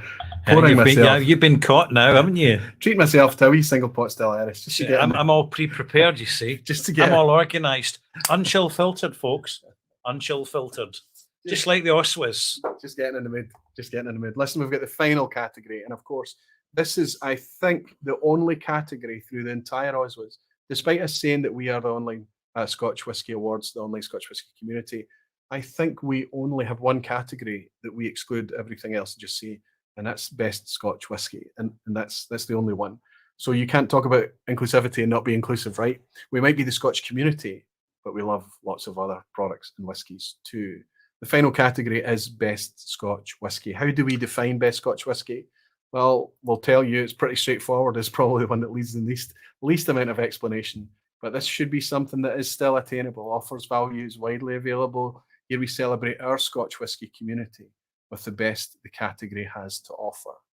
So for everyone that's thinking, this should be some kind of pinnacle of whisky, that this should be some kind of magical elixir, a unicorn, you know, the whiskey of the gods, not what the OSWAs are about. No.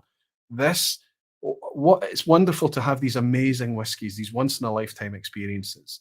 It's 1960s Bowmores and, you know, Broras and Perellins and all these. It's wonderful, but they're not attainable. They're not. We can't get together in the same space or remotely and enjoy these whiskies. The OSWAs are very much about us sharing what we can get our hands on, and then off in your private groups or on your own, you can chase these unicorns. It's much harder to get things. The OSWAs are here to celebrate the whiskies that you and I can enjoy today. That's what it's about, and that's what this category is about.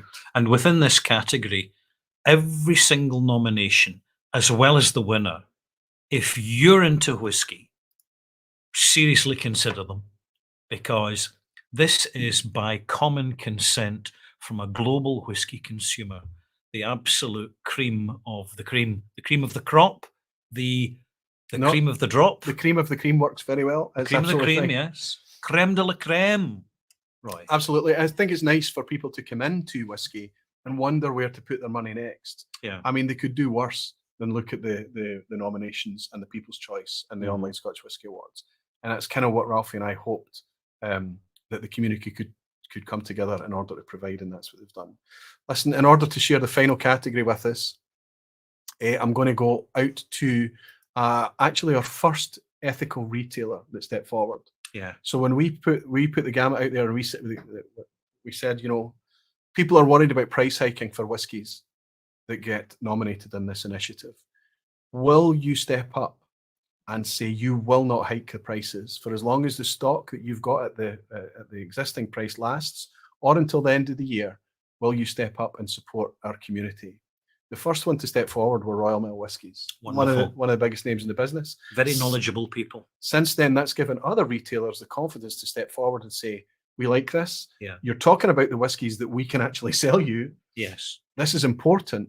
This is an important grassroots community initiative. We'll want to support it. But it takes that risk, let's say, from somebody to step forward first. And that was Royal Mail Whiskies. And I'm going to welcome in Arthur Motley. Oh, he knows his stuff. Welcome in, Arthur. Hello, Arthur. Hi, Ralphie. Hi, Roy. Good to see you. Good to see you. I'm right there. You were the first to step forward at Royal Mail, Arthur, right? I think that's true. Yeah, I do. Yeah, I'm very proud to have been so. Fantastic. And it's you definitely started something, because quite a few other retailers have joined you. And I think that it adds a considerable weight to the value of the Online Scotch Whisky Awards in such a short space of time, to get this endorsement from the retailers to hold the price when the price of whisky, particularly at this moment in time, is such a serious topic of conversation. Well, it's a great initiative that you guys do. You know, delighted to support it, and it's such a strong community, and it's really has an impact now on the whiskey scene. I think it's great. Well, as long as it's a positive impact, right, Arthur? I don't know if you. I know that you had other things on tonight. You were coming back to do this specifically for us. Again, I'm super grateful. Thank you so much. Have you been able to catch any of this tonight? Have you got any comments or insight or feedback? I'd love an Arthur Motley nugget. It's fireworks night in the village, so we had curry. I've been cooking curry all day.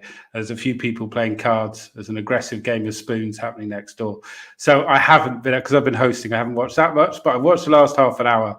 And as an amateur YouTuber, but way below your guys' level, I know how difficult it is to produce a show like this. The little things me and Dave do on Liquid Antiquarian, it's tough, and you've done a superb job. All the data's great, all the graphs. Yeah, good job. Fantastic. Thanks very much. That means a lot. And I have you here as Royal Mail Whiskies, but I forget that you're 50% of the Liquid Antiquarian alongside Dave Broom as well. Good. Thanks for that. Definitely deserves a plug. Some of the most interesting and very geek forward, if you don't mind me saying, but we love it for that very reason. No, it's deep geek. deep geek. And properly researched and very well presented by both of you. Yes. Thank you, Ralphie. You're welcome. It's terrific to have that out there as well.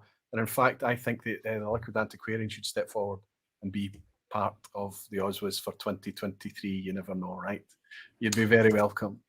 Listen, Arthur, I am hungry just hearing about the curry that you've been making all day. I'm keen not to keep you any longer than I absolutely have to, buddy. Have you got a wee red envelope? I do. So, the nominations for the 2022 Online Scotch Whisky Awards in the category of Best Scotch Whisky are as follows. And it's a strong category to the point that I voted in this, and I can't remember which one I voted for. I mean, how do you choose? Like, if I did it again, I'm sure I'd end up voting for something different, because the great whiskies, all of them. Amnock, 18-year-old. Ardnamurchan, cask strength. Bunnahabhain, 12-year-old. Glen Scotia, Victoriana. Kilkerran, 16-year-old. And Legic, 18-year-old. And have you opened that envelope and peeked? I haven't. No, in fact, I've got my. You're going to open it with that. that's my marshmallow toasting fork, still sticky from marshmallows. Still sticky. I do love bonfire nights. One of my favourite nights of the year. So exciting, the big one, and the winner is Glen Scotia Victoriana. Wow! There we go. Well done, Andy. Well done, Gary. Well done, Ian McAllister. I'm sure they'll be absolutely delighted. I think I certainly hope that they are. That's quite amazing. Listen, it was talked about a lot in the OSWAs of 2022, the inaugural OSWAs. Yeah. It's made its way onto the radar of so many whiskey enthusiasts, that old school style, that 50% north ABV, the higher ABV, full of flavour, quite densely flavoured. One you enjoy yourself? Absolutely. And I really, a part of the OSWAS stuff as well, that's a classic nominee and a classic winner, because it's a whiskey that sticks around as well. We've got this constant churn, this constant newism of new products. It's bewildering for customers. It's bewildering for retailers. You need old friends like Glen Scotia Victoriana to stick around, still being good, so you can keep buying bottle after bottle. That's a great point. That's a great point. And you take a very, very important role there. You've got people walking into the stores. You've got people wondering, where do I start? And it's intimidating to see those shelves. And that's why guiding hands like yourself, Arthur, they're just so important. It's why we all have to work together as a community to work out where the good quality, good value whiskies are that we want to stick around. Yeah, well, I don't get to tread the boards of the shop that much. And it's folk like Alex, folk like Mark, folk like Leslie up in Pitlochry. You know, they're the guys who are talking to scores of people every day and recommending whiskies. And it's great to have consistent, superb whiskey like Glen Scotia Victoriana sticking around and being old friends. Here. Absolutely. Quite fascinating. Arthur, I'm going to let you get back to your marshmallows and your curry. I'm sure it's going to be fantastic. Just one more question, Arthur. Have Sure. you ever curried your marshmallows? I think I'm just about to. Right, so or just kind of, it's a kind of a combination of flavors which would be fairly unique. That is such a Ralphie thing to suggest. Well, by the end of tonight, I could earn the title of Master Marshmallow Blender. Terrific stuff. Well, do let us know how you got on with it. Arthur, thank you so much. Thanks for your trust as a retailer as well. Thanks for the content that you're putting out on the Liquid Antiquarian. And thanks for giving up a wee bit of your Saturday night celebrations too. My Thank pleasure. you, Arthur. Oh, Cheers, and Arthur. Congratulations on the new position as well. Almost forgot. Thank you. That's very kind. Cheers, buddy. Take care. Cheers, guys. Bye now. So let's see how that vote shaped up. Very interesting lineup. It was pretty. I mean, just a fantastic, as Arthur mentioned there, just a fantastic range of whiskies. So, as you can imagine, with Victoriana winning, I would be surprised. This has got to be a tightly run thing. This will tell us. 10% of the people looking at these 6 nominations and deciding they didn't have enough meaningful intelligence to make a meaningful contribution to the vote. So wait a Skipping it. minute, meaningful intelligence. Well, whiskey intelligence as an intelligence as a knowledge of the knowledge. Yeah, right. yes. So I just wanted to clarify that. Intel, yes. Thank you. We're doing fine, folks. It's my limited vocabulary once more. But exactly that. If they didn't feel confident about the 6 whiskies on offer, they were allowed to just skip and then work on the people's choice instead. And that's exactly what they did here. Yeah. Anok, 18-year-old, 9.2% of the vote. One of my favourite distilleries up there. I love the stuff that comes out of Anok, and I'm a fan of the 18-year-olds as well. It's great to see it in the nominations this year. Ardnamurchan Cask Strength. Yeah. This is we've talked about a few producers tonight that have constantly been popping their heads up. Ardnamurchan are one of those producers. Kilkerran, 16-year-old. Despite us not being able to get a hold of this stuff, we're getting it talked about in these nominations.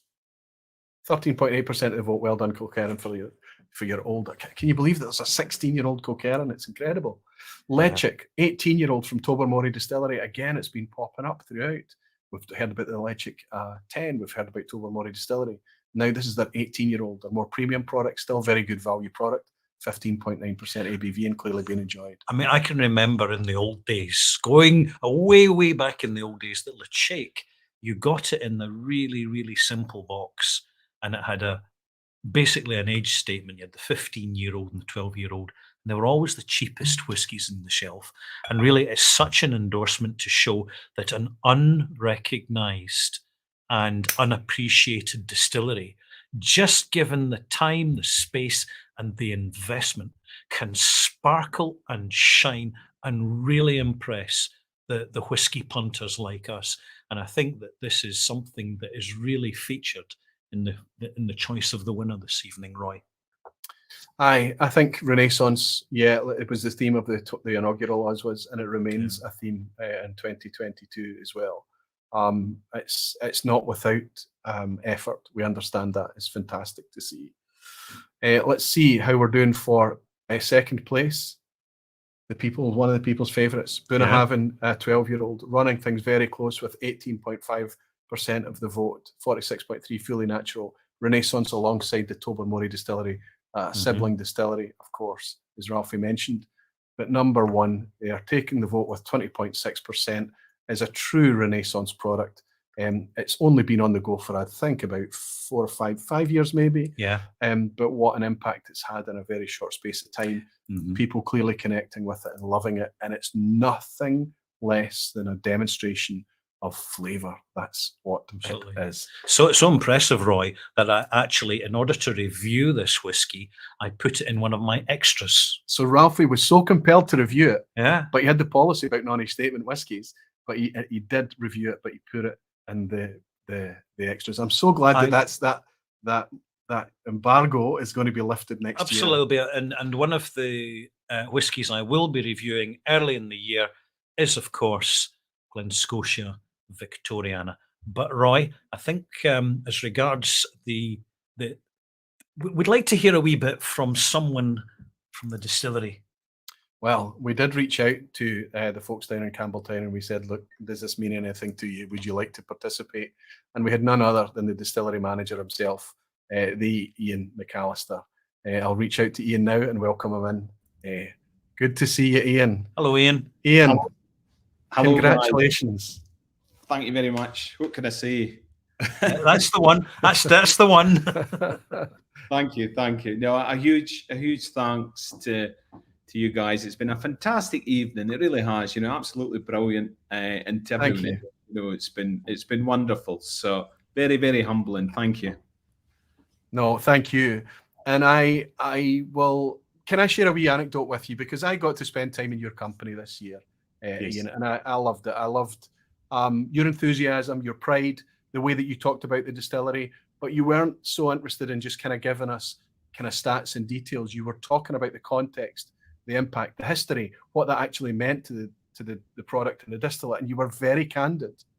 And you were candid about something very specific, and that is the huge changes that you've made in the last decade, the huge attitude shift that there's been about the production.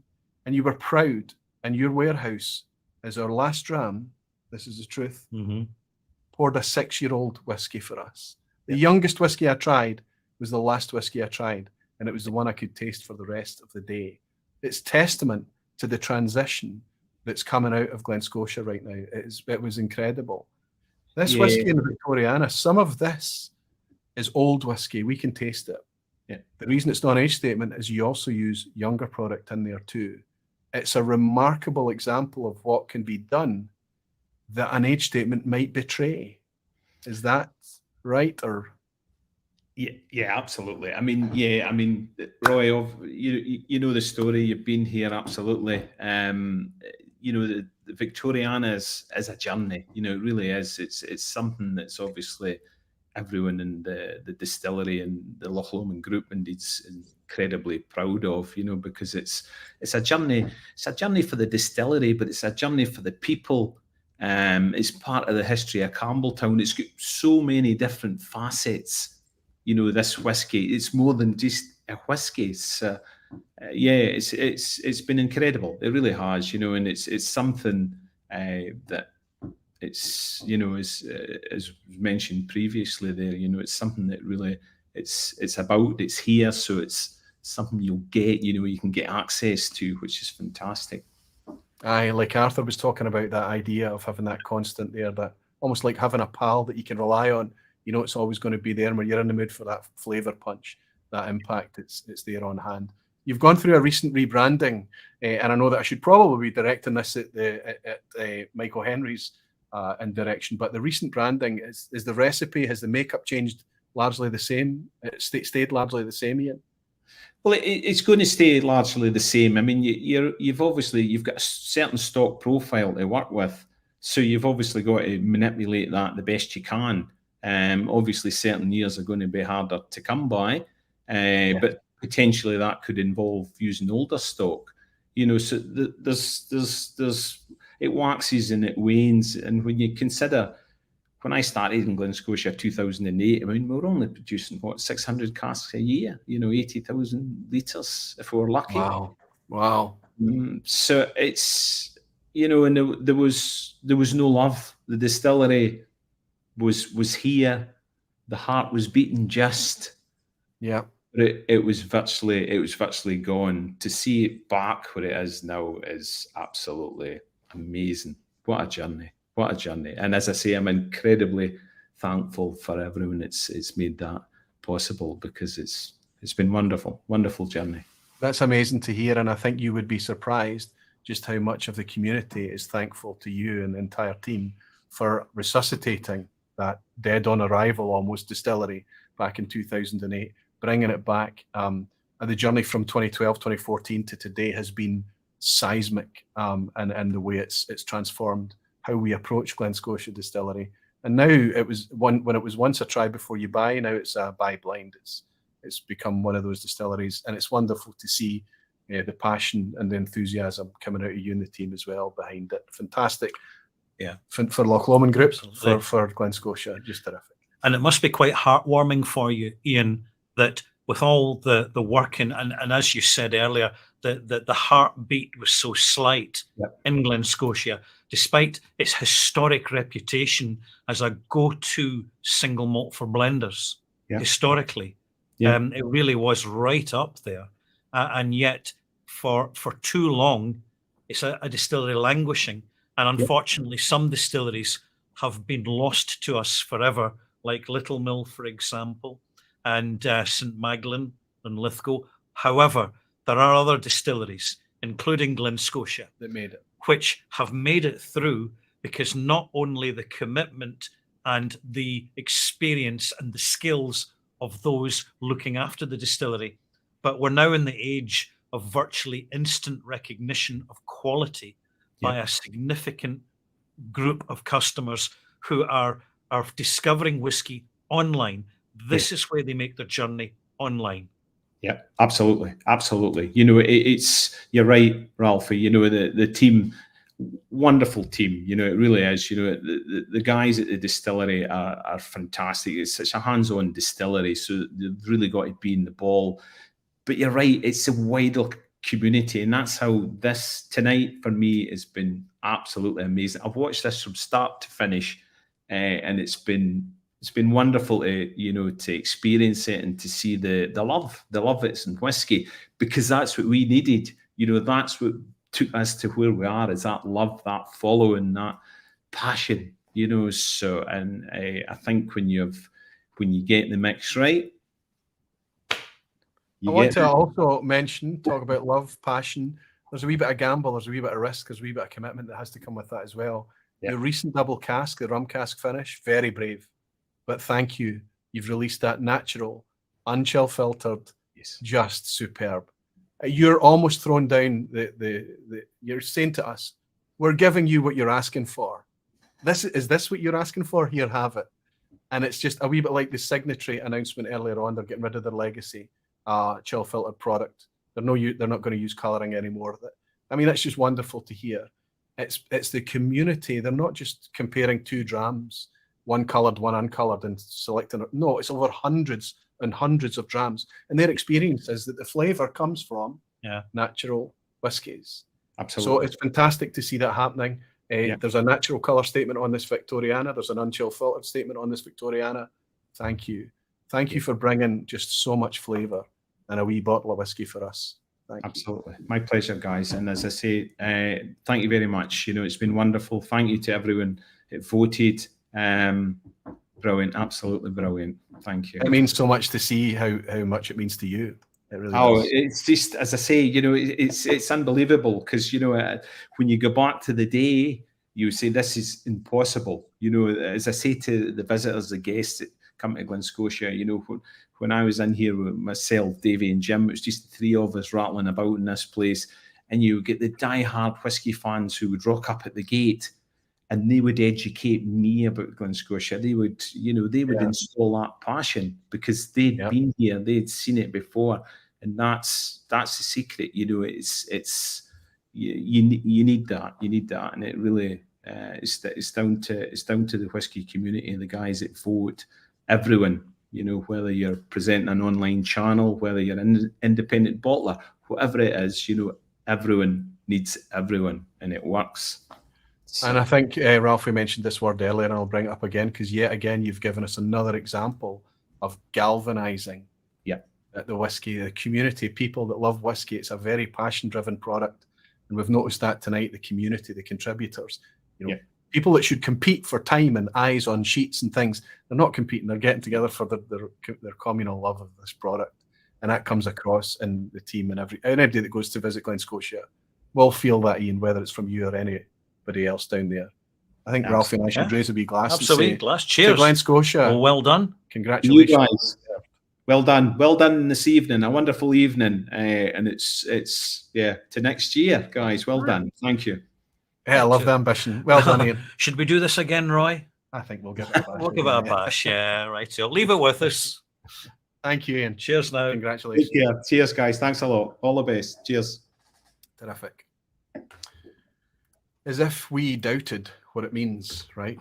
As if people are just saying, oh, thanks, another award. No, because they can see the people coming together to really get it across how much this means to people. It's really quite tangible, is that using the internet as a vehicle to connect more effectively and more immediately the producers with the customers. I hate to say the word consumers, and we consume as customers, but I don't think there has been any moment in history where it's been easier for people who are just arriving at whiskey to gain the knowledge, to accelerate the experience, and to recognize far sooner rather than later what real quality actually is.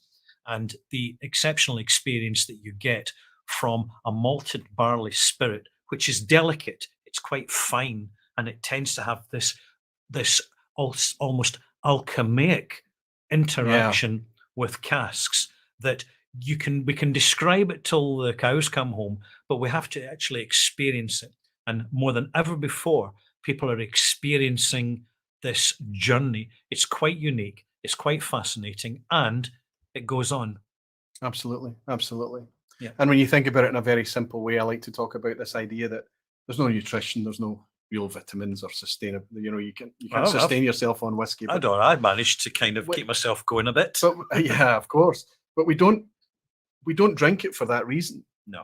The only reason for this thing to exist is for it to connect with all of our primary senses. Yes. Flavor, just to remind us what it is to be alive.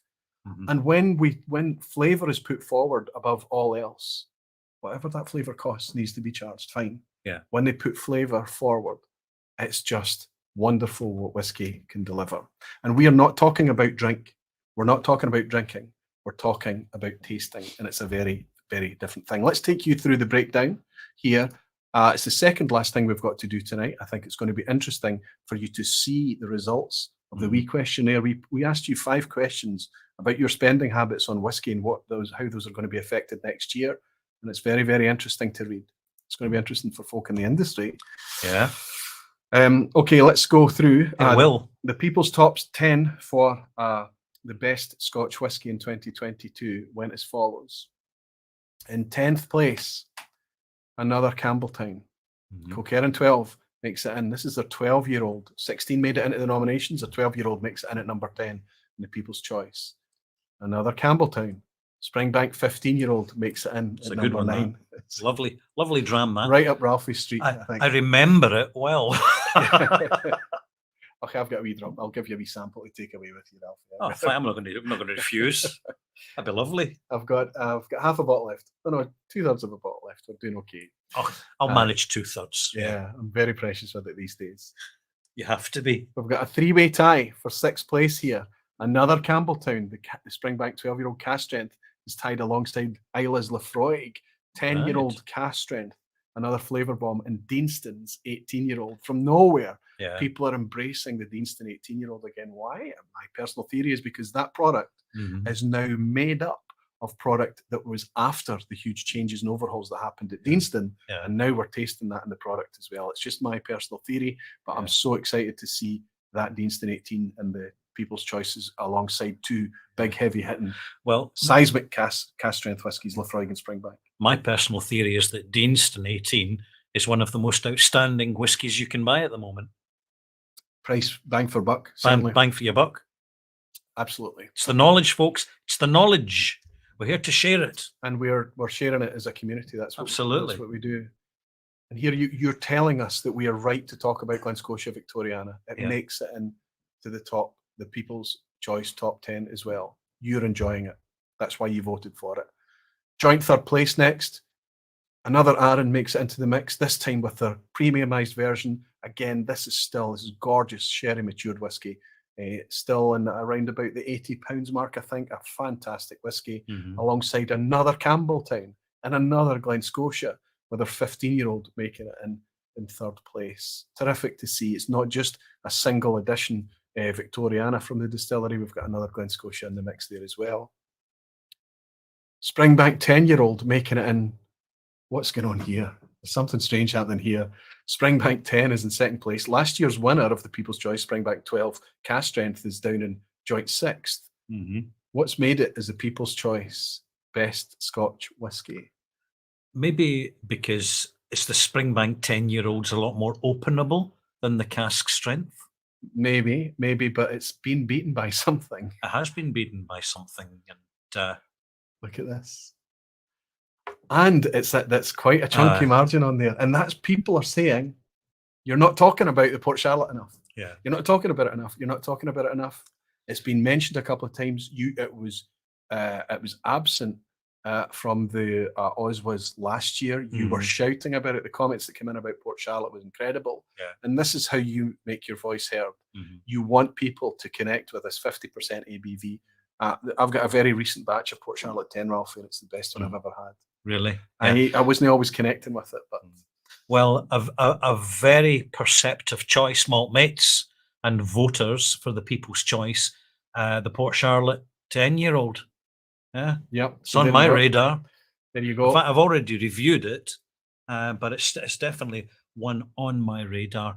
An outstanding and still relatively unrecognised Islay heavily peated single malt. I think it's recognised now, and I think what we're experiencing here, Ralph, is that bi-directional thing that the internet is. Yes. We're not just downloading or uploading to you.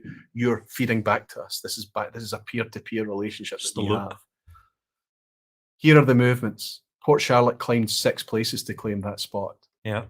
Springbank 10, same as last year. Arran climbed 2 spaces to 3rd place. Glen Scotia, same as last year, holding its own. Glen Scotia, Victoriana, and the Deanston 18, both new entries in the People's Choice this year. Lefroy 10 cast strength climbing, and I think that's down to recent releases. My personal opinion of Lefroy cast strength being that bit better. Springbank 12 cast strength drops. I think that's down to availability, exact same as their 15-year-old suffering there, and the exact same as Kilkerran 12. They are still very much in your mind. You just wish you could get hold of them, but we can't punish a distillery for doing a good job. No, we They're can't. still in the people's picks, the people's top 10. And there we have it. Yeah. There's only one more thing for me to do, and that's for me to share what you told us your whiskey buying habits are about and what you plan to be doing next year. That's the last thing that we have to do before we can let you all go and relax. But please, sorry, go ahead, Ralph. We didn't do this last year, did we? Nope, this is brand new. This is brand new. This is the finisher. I think you might be interested in this because there is a clear takeaway for me. It's so great that there's another OSWAs. This is like becoming my favorite time of year. It's a time that us as a whiskey community get to celebrate our favorite whiskies. So thanks, Ralphie, thanks, Roy, and thanks all you malt mates and barflies and whiskey geeks. Cheers.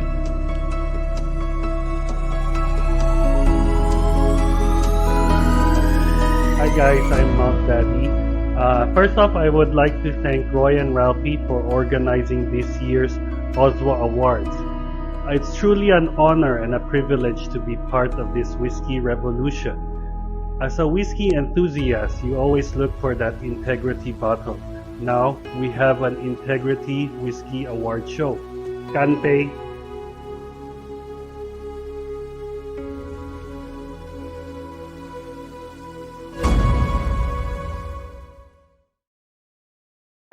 Kanpei.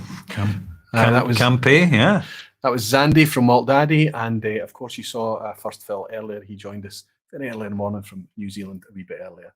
Listen, to finish up tonight, guys, I'm not going to keep you for too long, but I know that you want to see these quite fascinating stats.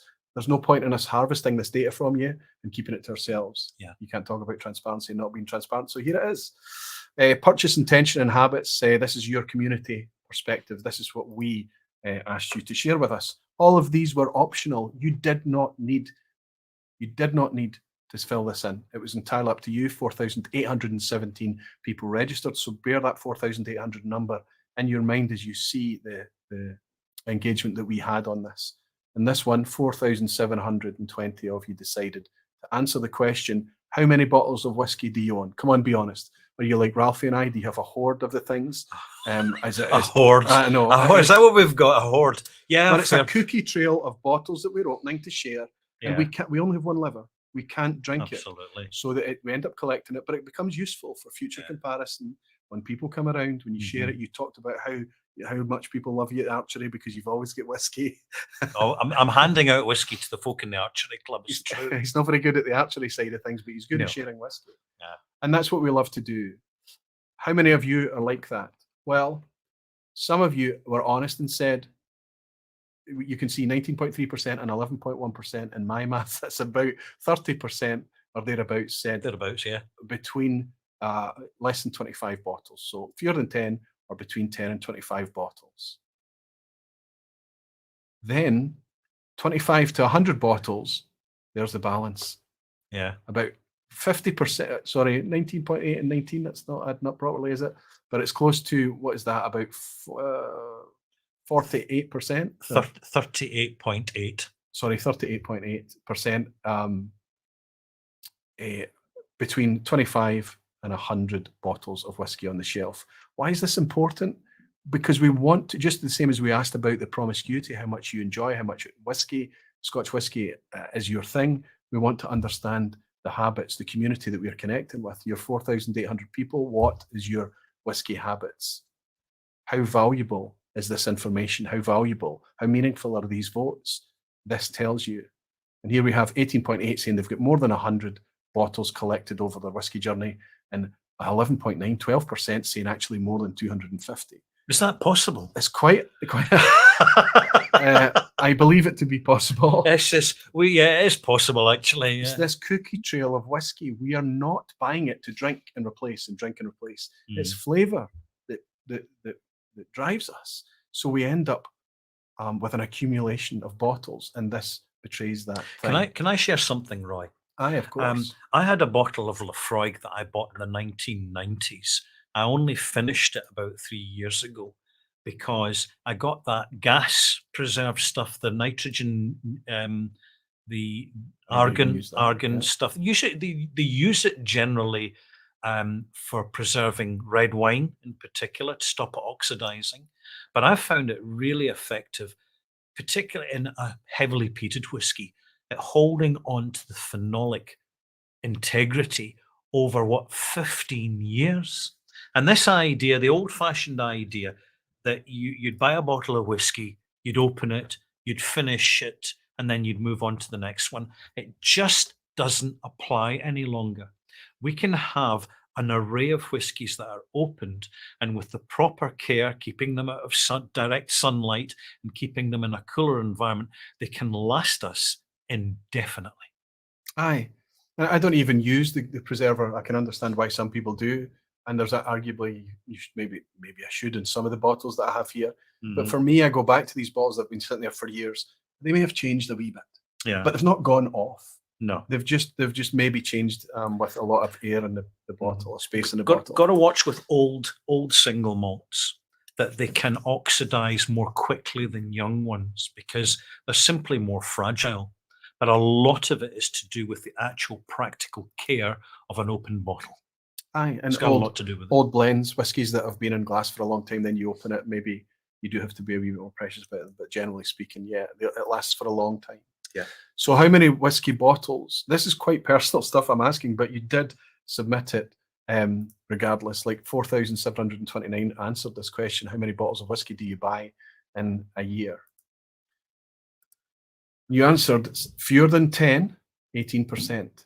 Between 10 and 25, 47%. And that's probably somewhere that's running in the order of about 1 to 2 bottles a month there. Yeah. Between 25 and 50, so we're at 2, 3, 4 bottles a month, 24.3%. A lot of whiskey being bought out there in our community. And then between 50 and 100 or more than 100, 2.5% and 7.8%. A lot of whiskey being bought. Everything tells you what the community is. It's exactly the community that we're after. Yeah. How many bottles of whiskey do you therefore consume in a year? We're asking very personal things here, and we'll share the percentage here. Fewer than 10. Now, I wonder if they're counting what they drink at home. Are they counting what they have at tastings and bars and what? I don't know, but this is what the answers are. 38% fewer than 10. Between 10 and 25, almost half, 48.2%, consume between 10 and 25 bottles. That's about half a bottle a week. Half a bottle a week. Which I think half a bottle a week is that's about 10 bar pours. Yes. A week. Yeah. That's about half the size of the community. But between 11.7% were honest to say, no, actually, I'm more, between 25 and 50 bottles a year. That's almost one a week. A bottle a week. But still, if you think about it, if you count everything, it's 20 drams a week. No commentary on what's right and what's wrong. This is just warts and all. And then between 50 and 100, 2.1% suggested. I do think, Roy, that some people will interpret that. You've put it, do you consume in a year? Consume suggesting is completely empty. And I think a number of folk will say, well, actually, I consume between 25 and 50 bottles a year, but half of them have still got half the content in them. That's right. We're just trying to take a snapshot of the community. We're trying to measure the quality of the people that are voting in the OSWAs, and that's what we're doing. There's no science behind this. This is just 5 quick questions with quick multiple choice answers. So it's just a point of interest. That's what it is right now. But I've got a takeaway from it, and I'll use this slide to demonstrate it. What do you think will happen to your purchasing of whiskey in 2023? 46.4, almost half say, I'm going to buy less. I'll probably buy about the same, 47%. So we're not seeing anybody that's saying I'm going to buy more here. Up until we get to this segment here, saying I'll probably buy more, 5.7%. That tiny little sliver there is about 2% of people that said they will buy none. They will not buy whiskey. So what we're seeing is that the intention for 2023, and whiskey drives us in different ways. We know that a lot of us are going to suggest that we're going to buy less or buy none or buy about the same, but we don't. We end up buying more, or we buy more than we expected that we would. But the intent, because of the accumulation that we've demonstrated in the previous 4 charts here, is to continue being happy with hoarding. They've got their stock on hand. They've got their whiskey on hand. The industry needs to be careful that they're bringing compelling products, available and affordable, good quality, that we can connect with and we can buy, and that we will continue to enjoy and buy and keep the flavour chase alive. I think the responsibility for that is incumbent on the industry. There's nothing we can do but make commentary on it once we get our hands on it. We can help and we can tell people through feedback, through initiatives like this, what we're enjoying, but our influence stops there. Yes, it's certainly a growing trend. I see it quite visibly. Are people stashing whiskey? In other words, going out, finding a really good whiskey like Glen Scotia, Victoriana and Arden 10-year-old and saying, right, I'm going to buy 1 bottle to open this year, but I'm going to buy 2, 3 or 4 bottles because at today's prices, and I'm going to put them in my stash, in my cupboard, on my shelf, and I'm not planning to open them until a few years' time, because I can guarantee the quality in 4 or 5, whatever time it is, because I've tasted it today and I know what the quality is. Absolutely. Absolutely. It's going to be an interesting year next year, but you can guarantee that as long as we've got your support and your trust going forward, that Ralphie and I will step up and try this again in 2023. Are you up for it? I'm up for it. Yeah, well. Can I take a moment we want to thank somebody personally, don't we? We do, actually, yeah. Quite important. Last year, Ralphie and I pulled this off amongst the 2 of us together with the support of all the YouTubers and community that helped launch the inaugural one. This year, it was a little bit more difficult. I've got other things on the go now. I've got dram face and really selfish things like holidays and things. There's a wee gentleman out there in Cumbernauld sitting just now. I hope he's still watching to the end. He wouldn't have fallen asleep, will he? Ralphie and I were having a pie and a pint in the Bonaccord. We were. And a gentleman came across. He said, guys, I would just like to introduce myself. I enjoy the content very much. It was nice. He was sitting reading Ralphie's book, actually. He was, yeah. And we got to meet this gentleman, and it was very, very nice. I bought him a dram, but when I went down to give him the dram, he'd gone. He'd slipped out the back door of the barn. So I drank my own dram, and I drank his dram too. Actually, no, I got a sample bottle from the barn, and I got to take it home. Your dram's here for you, buddy. That serendipitous meeting led to an understanding and a willing that he loved the OSWAs, he loved what we're doing, and he wanted to help. And he's here. He's awake. He's here. He's still here. Graham Brown. Also, all the social media sharing that you've seen has been Graham. So many of the assets that I've presented with you tonight, so many of the backroom grunt, the data crunching, the number crunching that was all on me last year, that was Graham that did it this year. I want to raise a wee glass to Graham Brown and say this is not a duo anymore that's doing all this presentation. It's a trio. I think Graham's part of the team. Yes, whether you like it or not, buddy. It's too late now, Graham. We'll ask you soon whether you're in it for next year, but cheers to you, fella. Cheers. Listen, but I want to say a heartfelt thank to everybody We're over 1,000 of you in here. We know that that gives us immediate feedback that this is important to you, even if it's just an amateurish enthusiast type presentation that we're doing. But we do it earnestly. We do it with our best intention, best foot forward. We really love whiskey. That's why we do this. It takes a lot of effort. You've stuck your neck on the line. You've got in cahoots with all these other YouTubers and commentators out there, something that Ralfie was not comfortable doing in the past. You've done it for the sake of this initiative. And I think you said the word tonight, this is galvanizing, didn't you? It is galvanizing, yes. Yep. The timing of the OSWAs has been perfect because it comes towards the end of a global pandemic lockdown where suddenly the Scotch whisky industry, in fact, the global liquor industry, were simply unable to sell product through the traditional channels. And it all happened very, very quickly. This really brought home to the world's liquor producers how important the internet is for getting the product out into the market. And there is this cultural mindset that you have those who make the product and that the consumers who consume the product and can be directed and manipulated and marketed into coercion. But it's more sophisticated than that. And it is really heartwarming to both Roy and myself to be aware of just how quickly and globally the online whiskey community is growing and cross-referencing and constantly referring online through all the contributors and to many sources for knowledge and exchange of information and guidance to get that wonderful appreciation which comes with a little bit of practice, patience, and perseverance, and being modest about it. And it's not about quantity, it's about quality. And when Roy and I and the OSWAs and all you folk watching actually start to build this powerful bridge that is only available through the internet between us and the industry, it will grow, it will develop, and it will be very mutually supporting. You're here. Absolutely. We are not experts, we're enthusiasts. We learn as much from you as you will ever learn from us.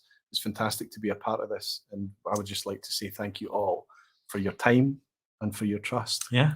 We look forward. Please watch this thing, these end credits. Please watch it through to the end. I've left a wee Marvel-esque Easter egg treat. Oh, an Easter egg. For you. But listen, we bring this to a close now. We have overrun, but only by a wee bit. But I think it's genuinely worth it. Ralphie, thank you, my friend. Cheers, Roy.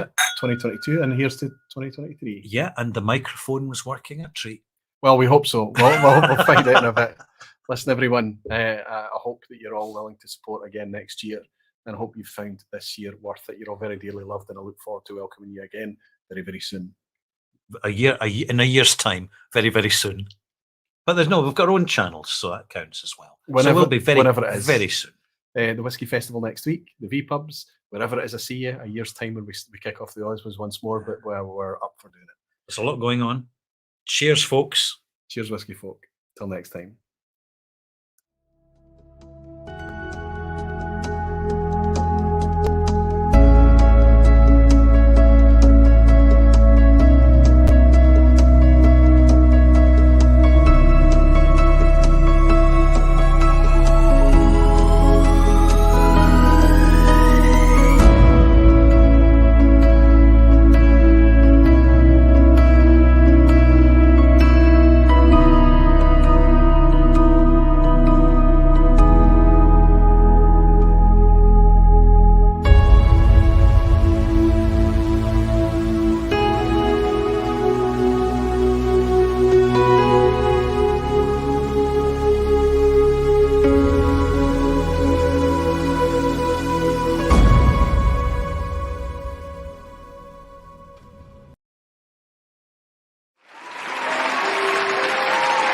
Thank you. Thanks very much.